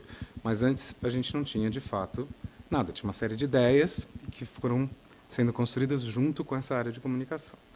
A experiência até o momento é bem o que eu falei. Assim, a gente construiu, digamos assim, até o momento, uma ideia forte e as ferramentas para trabalhar com ela, mas a gente agora precisa colocar essas ferramentas para funcionar. E essas ferramentas, na verdade, assim, a gente tem os conceitos na mão, mas tem um monte de coisas para fazer, né? Tem um plano de comunicação de verdade para finalizar, o plano de captação precisa ser mais aprofundado, o trabalho com as equipes precisa ser feito de uma forma muito mais profunda, em todos os níveis, né?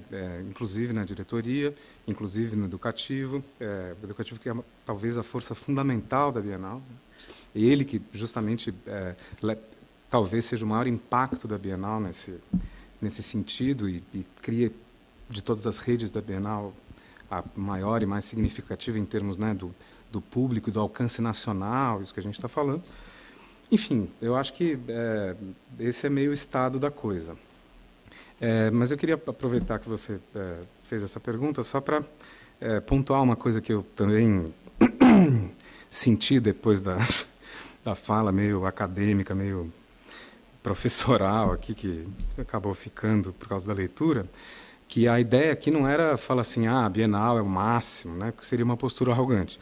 A ideia foi apresentar um estudo de caso da Bienal, justamente porque, como ela lida com tanta gente, tanta coisa, tem sempre um ponto de contato onde alguém pode se identificar, né? Tanto uma instituição maior, quanto instituições que lutam para sobreviver em âmbitos menores, quanto, enfim, é mais procurar pontos de contato para discutir as estratégias, né? Então, a ideia foi justamente abrir um pouco do processo, deixar ele bem... a gente, na verdade, está bem à disposição para falar sobre ele é um processo aberto.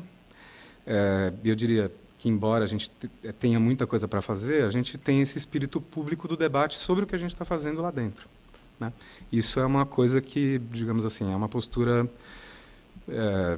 a gente não está fazendo um projeto secreto de branding, a gente está justamente o contrário, a gente está procurando compartilhar um processo, e a ideia era que era realmente, digamos assim, abrir isso como uma discussão e dizer que a gente está totalmente à disposição para discutir isso, porque nos interessa mesmo o debate.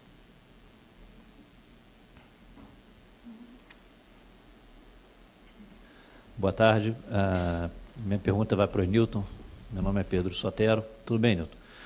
Eu vi que você fez a apresentação, na verdade, muito bacana sobre o que está sendo apresentado para o projeto de lei. Mas só na parte do Vale Cultura que houve uma preocupação, pelo menos na apresentação, de que o Vale poderia ser deduzido do imposto de renda da empresa, independente da forma da tributação. E nos outros slides, quando fala da questão do incentivo, da participação, isso já está superado, quer dizer, a gente já pode contar com qualquer tipo de tributação para receber essa doação, ou ainda está um pouco restrito a lucro? Não está. Real. No Procultura vai permanecer a exigência do lucro real, porque a Receita não abriu mão disso de forma alguma. E os parlamentares também concordam com a permanência do regime tributário no Procultura do lucro real. O que a gente está conseguindo é aumentar o valor e pegar empresas até 300 milhões e aumentar o percentual. No caso do Vale Cultura, é porque a defesa da ministra é que, por exemplo, você tem uma padaria e você tem ali 3 funcionários. Eventualmente, você talvez não tenha certamente não tem lucro real e talvez, eventualmente, não tenha nem lucro o suficiente para pensar no Vale Cultura. Mas você ter 3 funcionários, você vai gastar ali R$150 para dar para os seus 3 funcionários. De repente, o dono da empresa pode querer fazer isso. Não é um valor que talvez pesasse para a padaria. O que é que a padaria quer de garantia? Que isso não se torna salário e que não tem encargos sociais sobre ele. É R$50 e só. Então, ele daria os R$50, mas não se beneficiaria do incentivo fiscal, porque ele não pode. Então, a nossa defesa não é nem a questão do lucro real ou não lucro real, é deixar todas as empresas usarem e só se beneficia do incentivo, aí sim, quem tem lucro real, que é o que está na lei. É o que é a interpretação mais clara da lei. Fazendo isso, a ministra entende que vai atingir muitas empresas pequenininhas, cabeleireiros, padarias, mercearias e tal, que principalmente no interior das cidades, no interior dos estados, são as empresas que movimentam aquela economia. Então, a defesa está muito mais por aí, mas nós não estamos focando muito na briga entre lucro real e lucro presumido. A gente está focando no sentido de que, está certo, só quem usa o benefício fiscal é lucro real, porque isso a Receita não abre. Agora, as outras empresas podem dar o seu Vale Cultura e o governo garante que aquilo não é salário e que aquilo não onera mais e que ele pode tirar no dia que ele quiser, não tem habitualidade. Essa é a nossa defesa. Bom dia. Meu nome é Ângela Barbura, eu sou gerente da Galeria Marta Traba, do Memorial da América Latina. Bom, primeiro eu queria parabenizar a diretoria do MAN, o Felipe, aqui, toda a equipe por mais essa edição do Transmuseu, e realmente essa mesa de hoje assim, foi espetacular. Assim. A gente vive no dia a dia toda essa angústia de levar à frente, né, uma instituição cultural no país, ou um programa de exposições, ou seja, o que foi, e realmente acho que as 3 falas foram assim, muito, muito importantes, acho que vão gerar pelo menos em mim, geraram uma esperança nova, né? Todas as questões de Lei Rouanet, o Procultura, tudo isso, né? Uma nova visão, a questão da marca. E, especialmente, o Luiz Otávio, né? A gente adora, né? Quando vem assim, apesar de já conhecer, mas ouvir um pouco mais a respeito do crowdfunding. A juventude continua, né, ali inovando e trazendo soluções que a gente nem conseguiria imaginar. Isso é muito bom. Eu queria te perguntar, Luiz Otávio, como funciona essa questão de incidência de impostos, essas coisas, com relação ao valor captado. Fiquei na dúvida, porque a gente é bárbaro, achei, quer dizer, já até participei de alguma coisa desse tipo, mas não sei como é que funciona nesse sentido da fiscalização, de tributos, essas coisas. Essa é uma área ainda que não existe uma legislação específica para esse tipo de captação, né? Até porque é muito difícil enquadrar devido à variedade dos projetos que captam dessa maneira, principalmente devido à questão das contrapartidas, né? Muitos podem ser encarados como uma venda mesmo, né? Você está vendendo um produto e só recebendo antecipadamente dele ser concluído. Normalmente, o que a gente tem visto, e a maioria dos contadores tem, e o que a gente fala faça um trabalho muito próximo ao seu contador na hora de receber esse dinheiro, né? E, normalmente, o que a gente tem visto é receber esse dinheiro como uma doação. Eu queria perguntar como é que o André, na Bienal, mas acredito que foi via doação também. 90% que a gente tem visto isso, é uma doação espontânea de uma pessoa física para outra pessoa física, para uma pessoa jurídica. E cada estado tem a sua regulamentação de doação, né? Tem estados que tem teto, você pode ir até R$30 mil sem imposto de renda, ou até 20, até, sei lá. Tem vários estados que tem esses tetos, e passando disso incidem alíquotas diferentes também do imposto chamado ITCMD. Então, o que a gente tem visto é que todas essas transações que têm acontecido aqui funcionam e são encaradas por ambas as partes como doação.